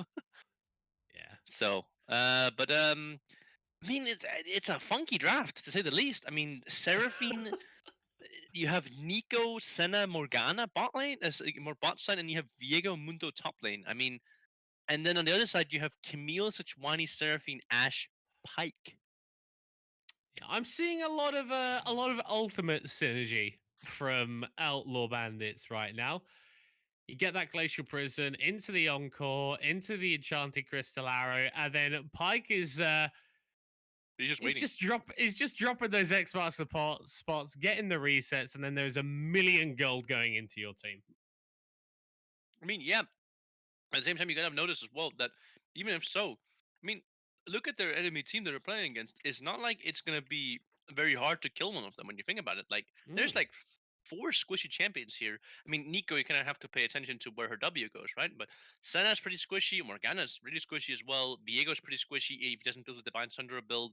And Mundo is, I mean, Mundo's goes where it pleases and it's a tanky but goddamn bastard. But nothing really to say there, but like I mean, they're very squishy on the enemy team. While I mean, more standard traditional side lane split comp of Camille top lane, Sejuani there like to help out. I mean, honestly, if I were playing these two games, I feel like I prefer Outlaw Bandits draft. I feel like it's just a lot more standard and easier to pull off than whatever V5 is going for here.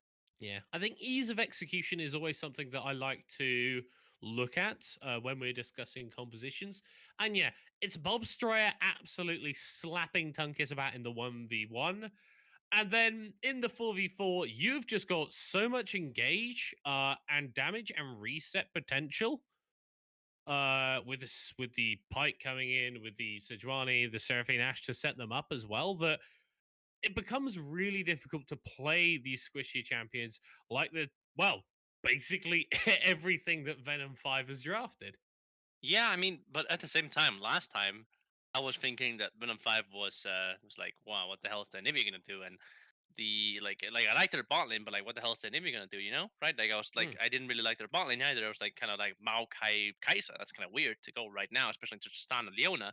But I mean, they proved me wrong and they won. Maybe again, it's gonna be a Walla jungle diff. You know, like we like it could just be jungle. I think that's where we're massively gonna look at. Even though the ease of execution is, I feel like, favored very much to Outlaw Bandits.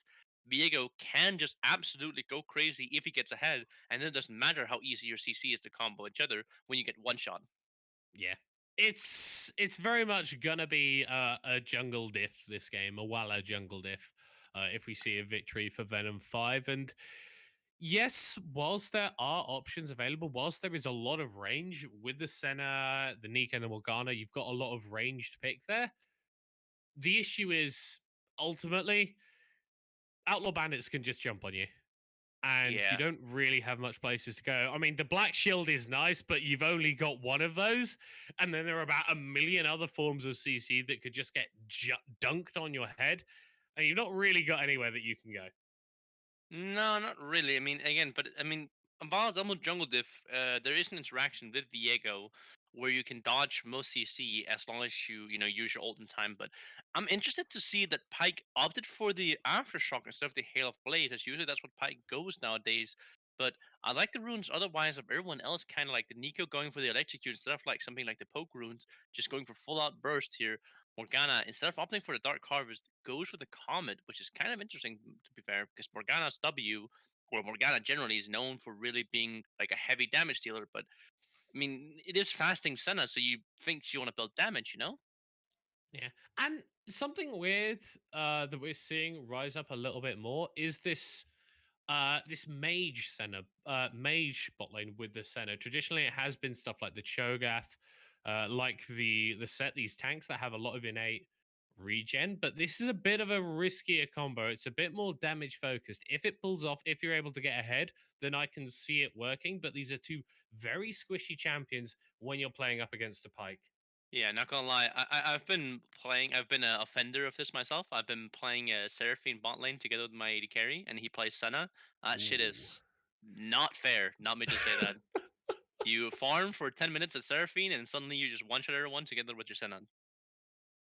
Yeah, and VenomFive are going to be hoping to do that so that they can close out this game in a swift 2-0. But I think the impression I'm getting from yourself, and definitely my impression of these drafts, that is going to be Outlaw Bandits game to lose just based on compositions. Yeah, I mean, it really has to be Outlaw Bandits to really underperform. I feel like if you're putting these comps against, like, if you take the best teams of best against each other, this team, you'd hit the exact same thing. You know, like you'd hit the exact same like things that we've just been talking about. Like, you know, you'd hit like this composition that Outlaw Bandits on paper versus another team like that should work. And hold on, I'm gonna be pausing at 10 so I can sync up with production. And we Right? should be getting in fairly soon on stream for this game Yep. between VenomFive and Outlaw Bandits, game 2 in this series. I am ready to go. Crowny, I hope you're ready to go. I hope I'm on 10 as production is well. ready to go. We should be getting started and on the way. Perfect. Ugh. Here we go. I mean, already now you see some pinks coming in. It seems like, oh no way they're invading. Oh, Ooh, that is a very aggressive four stack running towards the bottom side of the map. Seraphine a little bit further behind, actually going for a stack in the bot lane here. Could oh catch no, she out didn't walk Tros. out.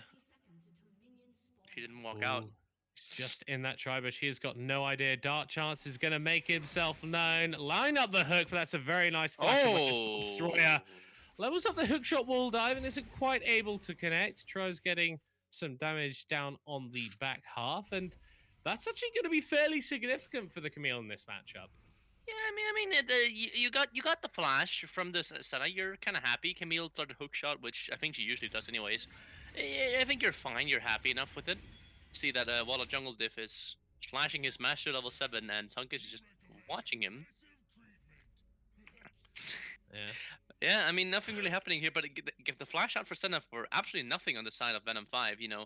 No, sorry, of Outlaw Bandits. But Outlaw Bandits wasted absolutely no summoner spells, and absolutely, like, you can see Bob Destroyer just went back, got full mana, so basically, they just got the Senna's flash for nothing. Yeah, a nice free summoner spell. Yeah, Always. Let's just pick up a freebie. Pick up a freebie as you know, buy one, Junglers- get one free. Yeah, jugglers both starting on the top side of the map. Well, you didn't even have to buy one. Like, you didn't spend anything. Like, Get one free. Get one free. One free. Get one free. Get one free. I guess. It's not even. It's not a discount. It's just a free gift. It's just a gift. I've got a present for you here. It's my flash. And this could be an issue if that Black Shield timing is off from Lizard Supreme. We know that Pyke as a champion, when you get to that level 3 point, you can really start making early engages happen. That's going to be pretty rough if you're a flashless Senna, doesn't have those range increases yet, could get very easily caught out in this lane. Yeah, definitely. It's not really easy thing to do here, but what I'm really interested to see is actually I want to see more of Bomb Destroyer, you know, and but Ooh, that's a very nice stun. That's another flash blown using the level 2 power spike effectively.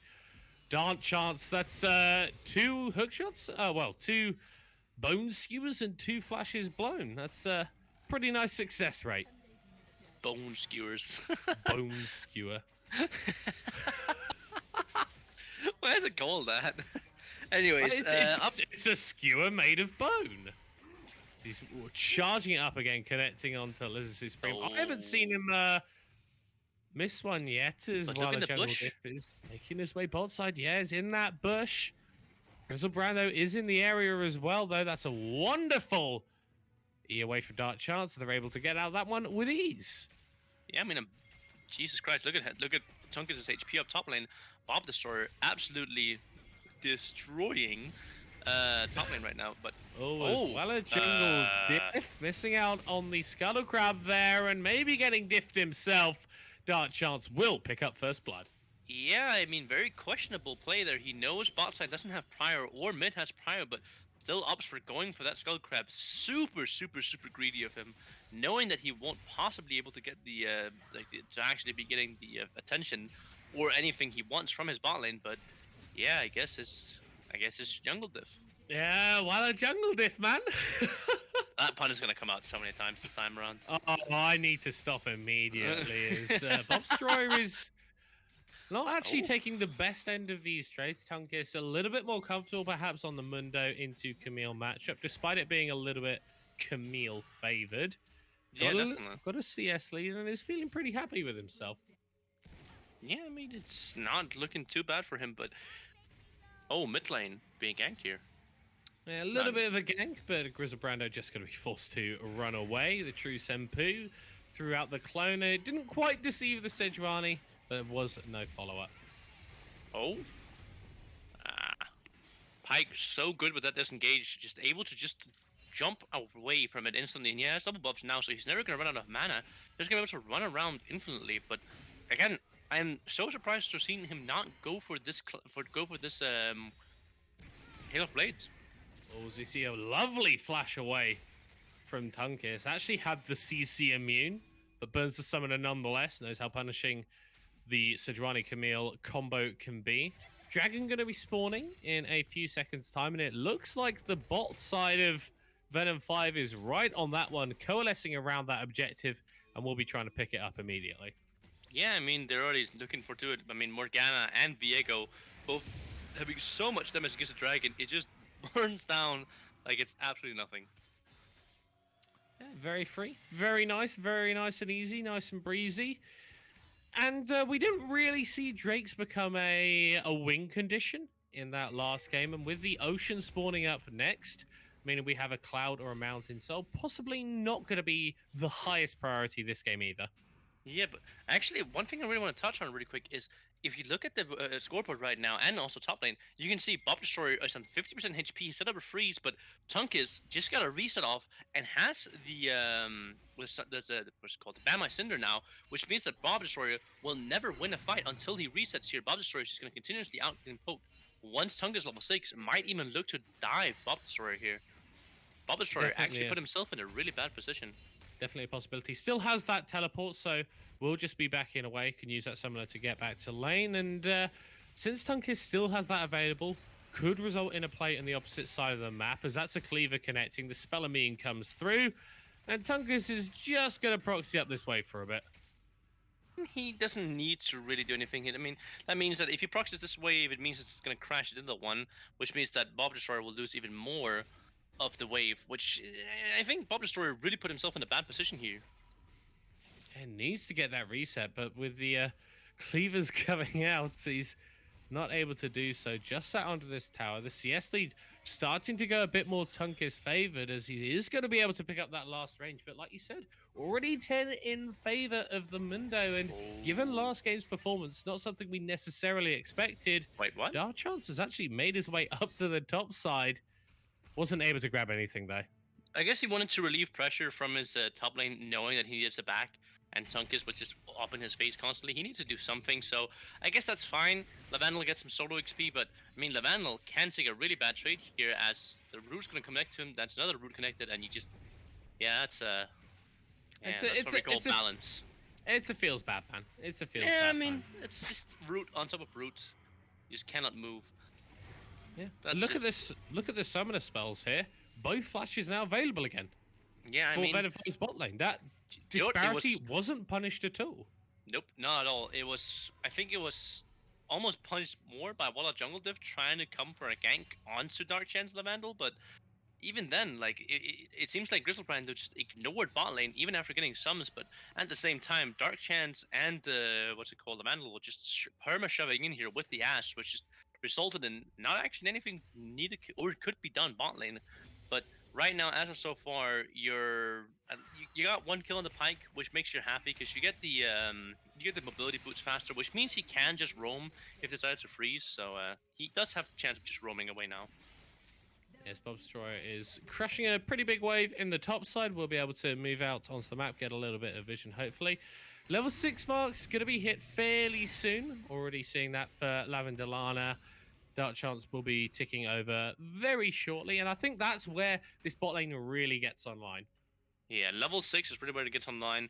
If you don't have the Black Shield ready, it's just instant death, but look at that. Oh, look at bot lane right now. I know the camera's trolling us, but look, Grizzlebrand was walking into the bush for a gank here, but also Walla Jungle Div was around, looking to back away now, but look at Seraphine as well, also moving down. Yeah, could have some action in the bot lane. No vision on this Sejuani, I believe, so this is completely unspotted by VenomFive. With Drake spawning in a minute's time, could have big implications for that objective, as we may see an engage already. There goes Dark Chance with that Phantom Undertow. It's a wonderful charm landing immediately onto the center, as the Morgana is taken out as well. That's 1 kill traded back onto the Ashe, but while a Jungle Diff is in a 1v3, tries to Heartbreaker away, tries to dash out as well, but it will not happen. Outlaw Bandits are going to take this fight. AJ Tracy picks up the kill, and True Senpu says hi, but it gets out of there pronto as the Outlaw Bandits get the fight. Yeah, they didn't know that, that AJ Tracy had moved down, and they didn't know that Grizzlebrand, though, was in that bush all the time. The Vandal walking up for what seems like a stupid trade just instantly gets turned on, but, I mean, after that, instantly, AJ Tracy just hits a 2-man charm onto Viego, onto the, I think it was Senna, making sure that Senna just gets bursted down, didn't even have to waste, couldn't even use the flash. I mean, really well played from Outlaw Bandits. Really just well, like, macroed.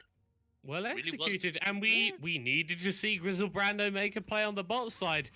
Yeah, possibly would have been better when the flashes weren't available, but ultimately you make the play works. Now sat 2-0-2, 100% kill participation.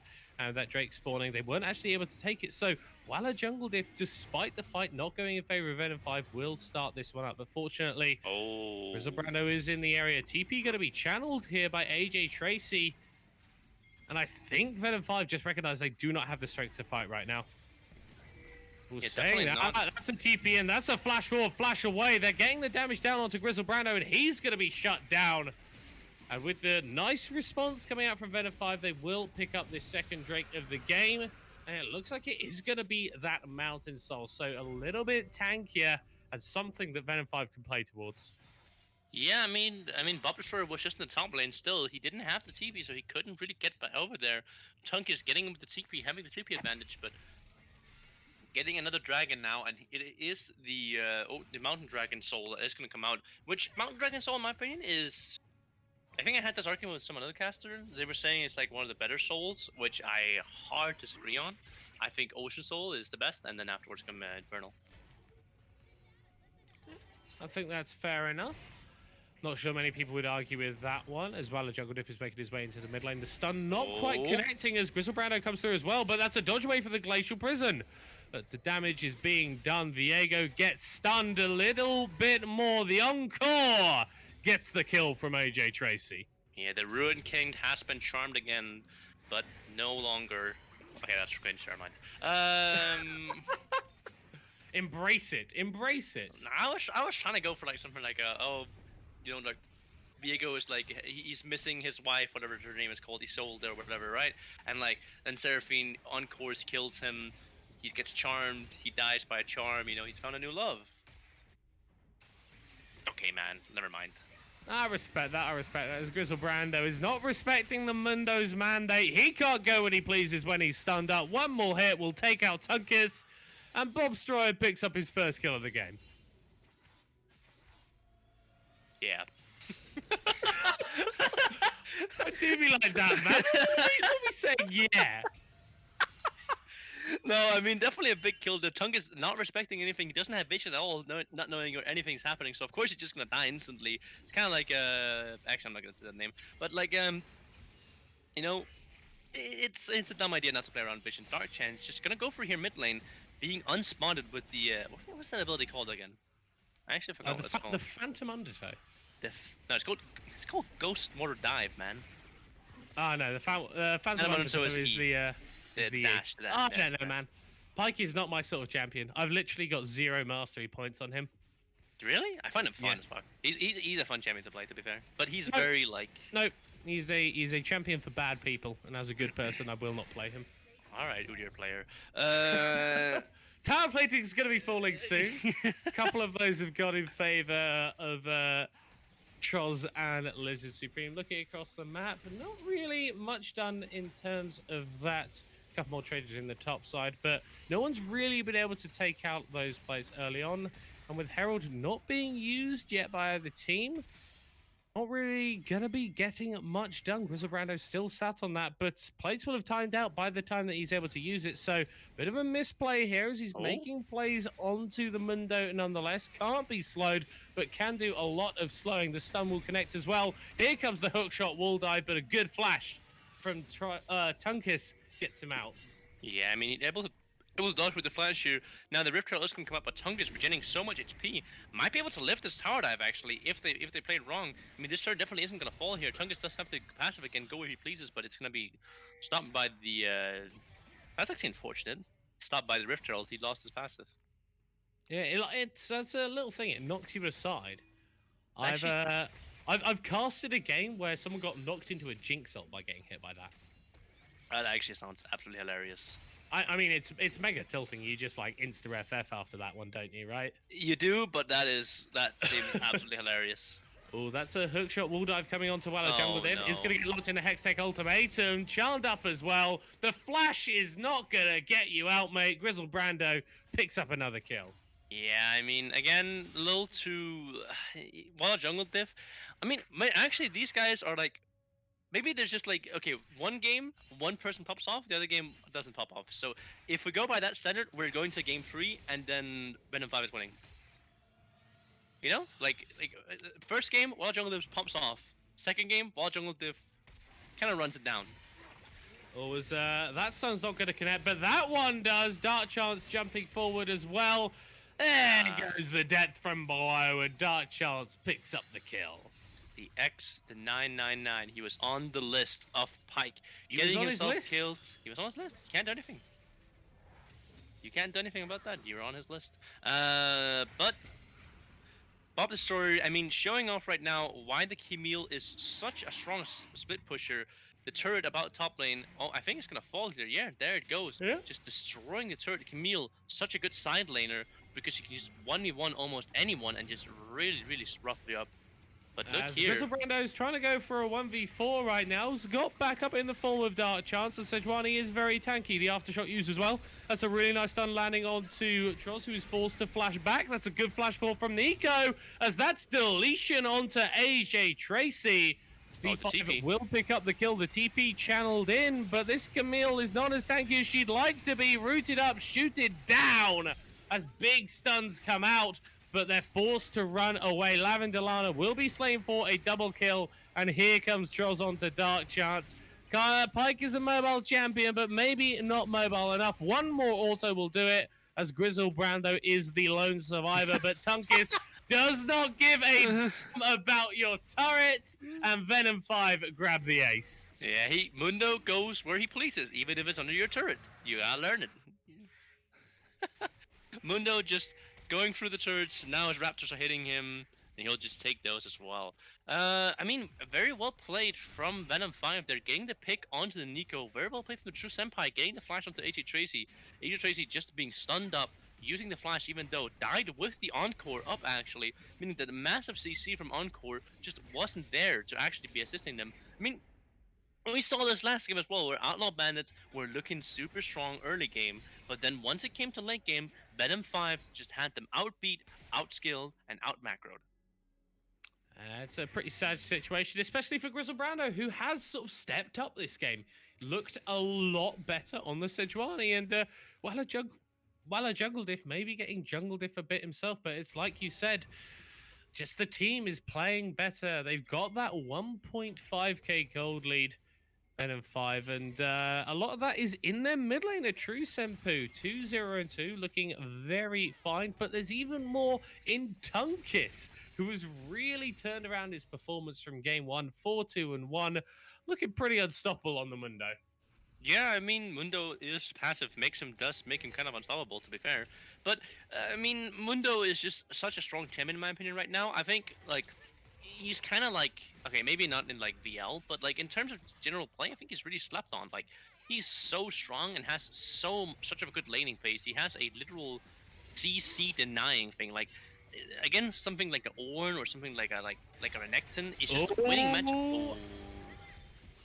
Dark Chance had no chances. While a Jungle Diff is going forward onto Grizzle Brando, who can Arctic Assault in a defensive direction. Tunkus, well, he was a little bit upset with that turret, just banged his head against it a couple of times as he's able to take it down. That's brain power right there. Brain power! That's actually, the mind of a Mundo player is just brain power playing on 400% volume. 400% volume, except the only part is playing is not the actual, like, no, actually, it's only the speaking part. It's like, adrenaline's pumping! Adrenaline is pumping, as you're going to have to start pumping that health regen. Shutdown going over to Bob Stroy. That's a big gold injection into this Camille. I love how you turned that, actually. Nah, but really, I mean, really good catch as well. I mean, now you got Tungus shut down. I mean, the lead is kind of going back and forth. It's very even right now. I mean, VenomFive only ahead by a little bit of gold, but that's a lovely hook landing onto True Senpu. Gets the root, but gets deaded. Another shutdown going over to Outlaw Bandits. The second one in around about 20 seconds. That gold lead basically non-existent now. Yeah, I mean, one thing you also have to take into consideration is about gold lead is when you have a Pyke on your team, gold inflation is so massive. Get one kill with his ultimate, it's basically 300. Oh, that's a very nice flash stun as AJ Tracy might pay the price while a Jungle Diff picks that one up. Goes into the Songstress and is running forward very aggressively here. Multiple members of Outlaw Bandits in the area, but they choose to not take the fight. They grab that mid lane tower, but VenomFive might just come right back and take another one for themselves. Yeah, definitely. I mean, but again, that's what I was talking about with the Pyke. Pyke has his ultimate, which just infiltrates gold into the enemy team, into your team. Gives you so much gold. If he gets a kill with his ultimate, not only does he gain gold, but you gain gold too. Like it's like you get one kill. Like if you get let's imagine like in mid lane, no kills have been done. Mid lane's worth 300 gold. You actually, if you kill someone, I think there's a kill happening in mid lane. It's going on to Lavandolana. Gets the enchanted crystal, but it's not quite enough. That's a late black shield, but it might just be enough for Trues. As True Senpu picks up that kill, the Encore only lands onto one, and Grizzle Brando, because of the Zonyas, can't even pick up Lizard Supreme. That's another 3 for 0 in the mid lane in favor of V5.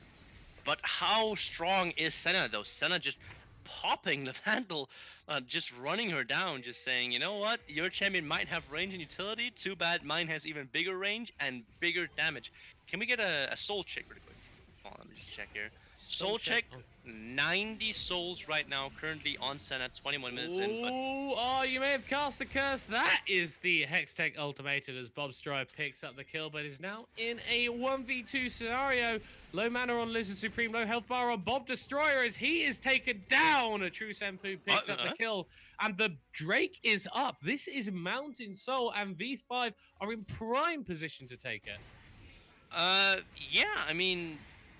It was definitely surprising there. I mean, wait, why is... Oh, Dark Chance is going deep in. Oh, Dark. Baited by the Nico clone. Tunkus will pick up the kill. And the Drake actually gets stolen by Grizzle Brando. It's a double kill for the Mundo, but Outlaw Bandits by themselves a crucial 5 minutes. Okay, I'm gonna have to flame a little bit here. Dark Chance, please hold tab before you use ultimate. The Senna was dead. He used ultimate on a Senna clone because he got baited, but the Senna is dead. Well, he's dead now. Yeah, but he's dead now. Dark Chance is dead now. That's an unfortunate scenario. It was, the Baron might be dead fairly soon as well. Not if this TP has anything to say about it, but it is just AJJC. Bobstroy still has access to that summoner spell, but he's not going to use it at all, and the blue team Lord. Goes down to 170 HP, but AJJC can't pick that one up. V5 will happily run out with that one as the Encore connects onto absolutely no one. The flash ball for True Senpu does so much damage. AJ Tracy flashing away on a slither of HP, as does Lavandolana. And now Grizzle Brando is in the middle of 5 people without a hope in the world. The Heartbreaker comes out. The Arctic Assault will not do enough as True Senpu is on a killing spree. Reset forward. Kunkus is on as well, as Bob Stroyer is gonna die under this mid lane tower. It's a 3 for 0 and a Baron. V5 are popping off. Yeah, I mean, Tunkus doing a little bit of BM as well there. But did you see Lizard Supreme's route onto Pike? He hit Pike blindly in the bush as they were chasing Sejuani. He queued a little bit forward into the bush and hit Pike instead. So Pike was forced to flash out. Really nice played. Getting some nice plays in here, but no chance to defend this mid lane turret or the mid lane inhibitor. You can have to give that up and just... I mean, it's free farm, as my mid laner used to say. Yeah, but at 24 minutes, it's all about the pressure that you gain from that as V5. Yeah, they finally definitely extended a gold lead, where they're actually at a point where they could say, oh, we're stronger, 7,000. And with the Mountain Drake spawning up in a few minutes' time, you can force a fight around that one, or Dark Chance may just opt into one anyway. The CC chain is ridiculous as Troz picks up another kill. Yeah, get hit by one, you get hit by every other one of them. It is just CC onto CC onto CC there. You can just see one Morgana, W from Senna, just insta Morgana route into like a Nico route into like a stun from Viego. You're just perma CC, get one kill, and that game fight is almost over here. But I mean, there is gonna be an Ocean Soul, or a Mountain Soul in 2 minutes, which is gonna be interesting to see, because I see Bob Destroyer, not Bob Destroyer, Outlaw Bandits actually did get one dragon already, which means that the Ocean Soul was actually delayed, which means that you're gonna be a little bit like you're gonna not be as far into the game. But now, I mean, 2 minutes until there, I mean, might as well just say that it's kind of just gonna be over once that happened. I mean, yeah, the Ocean's like Mountain Soul is a rough soul to go into. You not really gonna be able to come back to it, but Tunk is just catching Lavandle here. Oh, that's a feels bad, man. Yeah. Even reaches. No, don't flex on him under the tower. Don't do that, man. Oh, that's way too rude. There's a fight happening in mid lane while a jungle diff is on a killing spree, but it doesn't matter. We just need to look at the Mundo. Dark Chance is able to get one back, gets rooted up and taken down. Lizard Supreme. grabs another kill. And while a Jungle Diff with the flash forward onto AJ Tracy will fall as well. Crystal Brando is trying to make something happen, but it will not occur as Tungus is just tanking the tower in the bot lane. Just I've been taking running the tower through. the entire time. Mundo goes where he pleases, and it He- pleases him to start taking down these Nexus towers. Guys, you need the minions. You need the minions to take these out. We've got the you need- respawns coming through. you need Lavender Mundo. Lana and Crystal Brando will be able to stave off this attack. You just need Mundo. Look at the HP. Oh, that's yeah, okay, that's fair enough. That's Warmogs. I mean, Mundo is ready to brawl again. Full HP with the Warmogs. Has the ultimate ready very soon. Very soon. Already now. The dragon is spawning. This doesn't look very good. Wait, Wild Jungle Diff.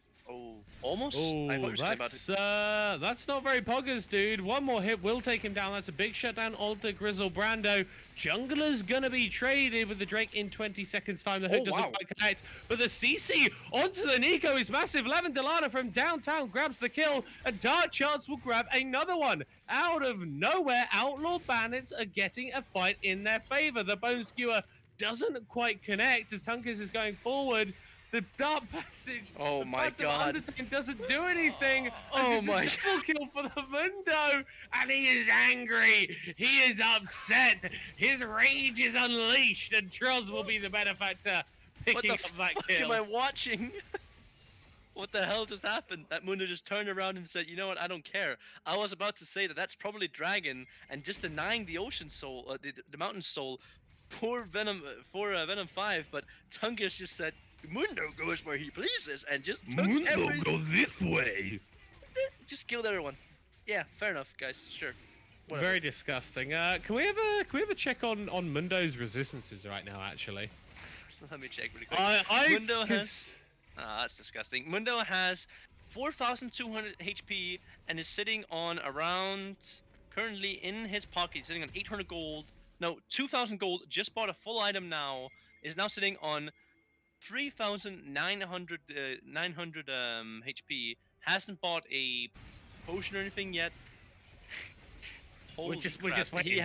He has 2,200 armor and 884 magic resist. He is a tanky boy. Oh, that's a very nice insect for True Senpu. Gets hooked into the entire enemy team as the fight is going in favor of V5, and this will be the last one of the game. While a Jungle Diff, heartbreaking forward, breaks the heart of Lavender Lana and everyone on Outlaw Bandits as Bob Stroyer. He looked good in game one, but he hasn't been able to pop off this time around.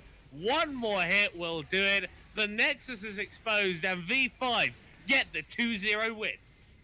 Yeah, I mean, good start to their first game in Diff 3, definitely showing up really well. I mean, I think first game was just absolutely jungle Diff, amazing, and second game was just absolutely top gap. That Mundo was absolutely so strong and just destroyed absolutely everyone he even came near. Mundo sitting on 2,000 gold above his enemy team. No, 4,000 gold above the entire enemy team, actually. No one even came close to that. And Mundo sitting above about 2,000 above his own team. Oh my lord. That was pretty good from Dunkus. Didn't look amazing in game one. But apparently if you just unleash him from the Kled, just turns into an absolute monster. Yeah, just don't let him play Kled because we saw how that happened. Well, I mean, to give him credit, he tried to accomplish some things which he could have won in his favor, but after I think the third time he tried it, he probably should have realized, wait, wow, maybe doing the same thing over and over again doesn't work. Maybe it doesn't work. And it's you just need the Mundo in that scenario. The Kled is like 1 degree of aggression, but Mundo is just like a whole other thing. I mean, we saw it that game. He was tanking towers for He was just- days, flexing on people, not giving a damn. Honestly, really disgusting performance, especially considering that game one really wasn't too good for him. Yeah, it really doesn't. And now he just popped off in the second game. He kind of just he went from being like a I don't know how to describe it. I was thinking of a meme where it's like the Mafia City meme, right? No, like he's like poor at the beginning, like he has nothing, Then he shoots the bank and he gets like a 50 million. He just plays Mundo. Yeah, that's how Mundo work. Yeah. As someone else I want to touch on briefly, I know that they weren't able to pull out the victory in either of the games today, but Grizzle Brando I think really showed us both sides of the coin. Yeah. Today, game one performance was not good, but in game two, there were points where we were going, okay, what this guy was 4-1 at some point, was making a lot of engages happen on the Sejuani and really putting Wallow Jungle Diff behind. Unfortunately, wasn't able to close it out, but it's nice to see that he did have that in his wheelhouse. Yeah, definitely. I actually think at one point, I think like 10 minutes into the game, he had 100% kill participation actually all over the map here, Brando. I mean, if we really want to pull out a highlight from this series, I think the bot lane gank where they were hiding Yeah, in the alcove and AJ Tracy was waiting in the bush, really, really well executed from Outlaw Bandits. It's just kind of sad that they couldn't pull out the victory in the end. I think VenomFive just got the beat actually as a team as a whole. I think generally everyone around was just more understanding of what they're supposed to do. And then again, I'm actually surprised that Outlaw Bandits didn't win this because they had the ease of execution. Like it's a pretty easy comp to pull off. You get Gristle Brandon stand in front, you get Bob Destroyer to stand in front. Bob Destroyer ults one person, AJ Tracer follows up with the ultimate, dead. Like it's a pretty standard comp to pull off. But I mean, against a 11-3 Mundo, yeah, suddenly it becomes a lot harder to pull off. yeah. It just kind of never happened. I think that's the thing. There was never that. Well, apart from that fight in the bot lane, I don't think there was ever that big team fight where you got all the ult synergy connecting. We nearly saw it around that bot side, around that potential Drake take for Outlaw Bandits, where we were thinking maybe they could steal away this Drake and buy a little bit more time before Tunkus came in. The Ash Arrow connecting, all the CC being chained, and Levin Delana trying their best to clean up as many kills as they could, but ultimately it wasn't able to pull out. Yeah. I don't know if there's an interview. From what I've seen, it doesn't seem like there is one. Looking in the team headquarters channel, there hasn't been written anything. I don't actually know if there's an interview. So I guess if there's no interview, and I don't know. Unless someone from the VenomFive Twitch chat has anything to say, I think it'll just be it, huh? I don't know. Maybe. We might be able to get it. We might be able to get a player in. So let's buy a little bit more time and talk about Okay. the bot lane. I think we touched on them briefly. Mm-hmm. But it never really felt like Troz and Lizard Supreme outside of that early fight were under too much pressure. Yeah, I mean, Tross and it seems like there wasn't too much pressure going on. I mean, you're going something like Senna Morgana, and you're not really walking up to punish it a lot more. I mean, it's kind of impressive to just see nothing happening from such a strong bot lane as well. Like, no, like, okay, it's impressive from both sides how Lavandle doesn't throw out her ult more, and Dark Chance just doesn't say, "Yo, throw out your ult. I'm just gonna insta E onto them and just stun them up." Like even if you hit Morgana, she like if you hit Morgana and she doesn't black shield, we just go for Senna or Morgana, Mm, right? Like there's always one pick you can get. If you ult one person, the black shield's gonna come out. That means Pyke is free to just run in and engage. Like I was surprised that this bot lane didn't play more aggressive, but that's also why I was wondering why Dark Chance opted for the Aftershock instead of something like the Hail of Blades. mm. Aftershock is like it was a common rune on Pike, but it just doesn't do what Pike wants to do anymore. I think the Hail of Blades just does so much better in terms of damage, in terms of what you need as Pike, especially into such a squishy bot lane. Yeah, and well, I don't think we really had this bot lane particularly pinned as a sort that was gonna like hyper carry. Obviously, Levin Delano is a lot more comfortable playing these supportive champions and being more of an enabler. But the pike never really felt like it was getting off the ground, especially when you're up against a lot of champions that you do not want to hook, even if you can. You don't want to be hooking in the Mundo. You definitely don't want to be hooking in the Nico. And then the Black Shield exists as well. So when you're using that as your primary engage tool, it can feel pretty rough. Yeah, it does seem we have someone to interview. I actually don't know who this is. Yeah, well, we don't know. Hopefully, we should be able to get them in soon, find out, do a little bit of learning. Yeah, I guess. We should be ready to get him in. Yeah. Yeah, let's get him in here.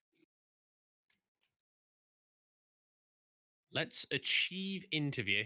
I'm really excited. I don't still don't know what Oh, it is. there he is. Hello. Hello. Hello, individual. Hello, Hello. hello. Just a question before we continue. Who are Yeah. you? Who are I'm you? the mid laner, the true Sampu. Ah, okay, Ah. okay, okay. You got Okay. some really good pop-ups on Nico last game there. Thank you. I think Pike tried ulting me when I was cosplaying Senna, which Yeah. I will Yeah. take. Yeah. We called it out. I flamed him. Don't worry. So I want to start off the questions with you looked fairly comfortable as a team in that win in the first game. But then coming into the second, you did fall to a little bit of an early deficit. Was there ever a position where you were as a team worried about the state of the game, or were you fairly comfortable for most of it? No, we were positive the whole way. Like the only time we ever had like we were negative in the game was when one time Tunkis FF'd in the first game as a joke, but that was it. We were not. We had a Doesn't positive surprise me, man. mentality the whole time. Yeah, that guy is something special on that Kled. Let me just say that. Yeah, yeah. He Yeah, he he he, he ran it down so we can go to the Nexus. It was worth it. It was a distraction. Getting yeah, the Narf fed for shutdown so we can get fed. yeah. Actually, Ah. five head move, Yeah. five head move. It was a You know what? transactional I maybe have given transaction of Tunkus money. less respect than he deserved then. He's actually just very intelligent, so he actually fought like 20 steps ahead. We just can't comprehend his clad. Or He's he's just too insane. yeah. I don't think he can comprehend his Kled. You Yeah. know, I don't think anyone can, to be honest. That's a good point. Yeah, but what's it called? Versus AG Tracy, how did you feel? Like, was he a threat for you at all? At any point, did you really feel like he was Uh, a hard middle so far to play lane against? the first game when I saw Victor, I was like, "Yo, can we ban Victor?" Because I really hate Victor. But after the first game, I was like, "Actually, just leave every mid open. It's fine." It wasn't like it was just kind of I don't know that he didn't pressure me ever at any point. He didn't try like trading or poke or anything. I just had a free lane and I was winning by CS. So it was good for me. Yeah, Yeah. I mean, yeah, if you're not really getting harassed or anything, and that's also what we felt. We kind of just didn't see anything happening mid lane other than later in the game. I feel like second game he was roaming a lot more and was doing a lot more on Yeah, the map, but even then it just ended up not doing anything. I mean, one of the biggest moments was when I think you caught him with a flash ult in River before Dragon, and you caught him yeah. before he even used Encore. Really, really massive. So, Yeah, because I usually when like I play Sarah like in the games, so I'm used to like her play style, and I don't know why there was a AP Seraphine. I think support Seraphine is better. So I was kind of curious about that. And I feel like Mm. if it was like a support Seraphine, maybe he could have done more. But I Yeah. mean, perhaps that's. I mean, I don't know. I feel like support Seraphine's good as well, but AP Seraphine's definitely also decent. But I think you should build the. You should really get the. What's it called? Moonstone, Moonstone. And if you want to build AP, I feel like you should get the Crystal Scepter pretty early because Crystal Scepter is super super good interaction with Seraphine. yeah. I usually just go for the Moonstone into Campunk. It's really broken. Yeah, that Pretty, is. pretty, Yep. pretty broken. Pretty We easy. all can all agree on that. Speaking of broken, you're starting top lane as PC. That was the Italian diff, as we would like to call it. It's Okay. he locked in his champion, did the bans. The last one meant to be a Zeref, but it was a Seraphine in the end. But he we were just like, Bentu, yo, what's up? You gonna ban? And then we hear no response. And then three seconds later, guys, my PC turned off and one turned back on. So we didn't know we, what to do.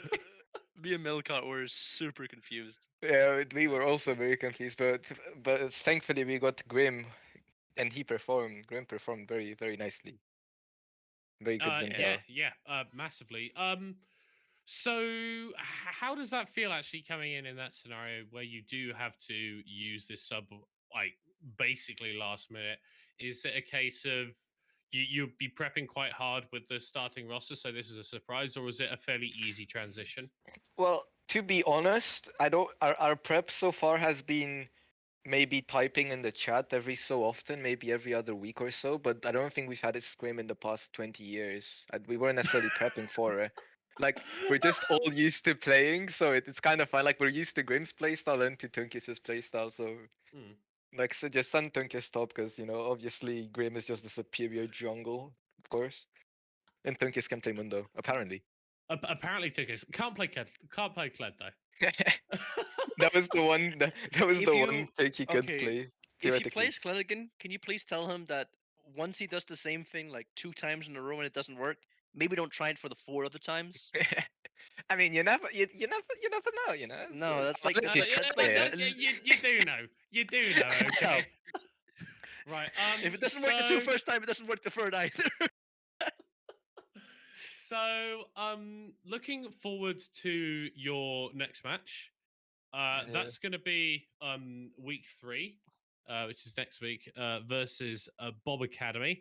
Currently sat at 0-1. I'm assuming from what you've just told me about your preparation, that you're not too concerned about getting too prepared for that game. Yeah, actually, we have our first scrim in the past month, so we're quite proud of that. We have Ooh, we nice. finally have a practice game, quite good. Nice, nice. Or actually, we had a practice game earlier today. We played a game of Unsealed Spellbook.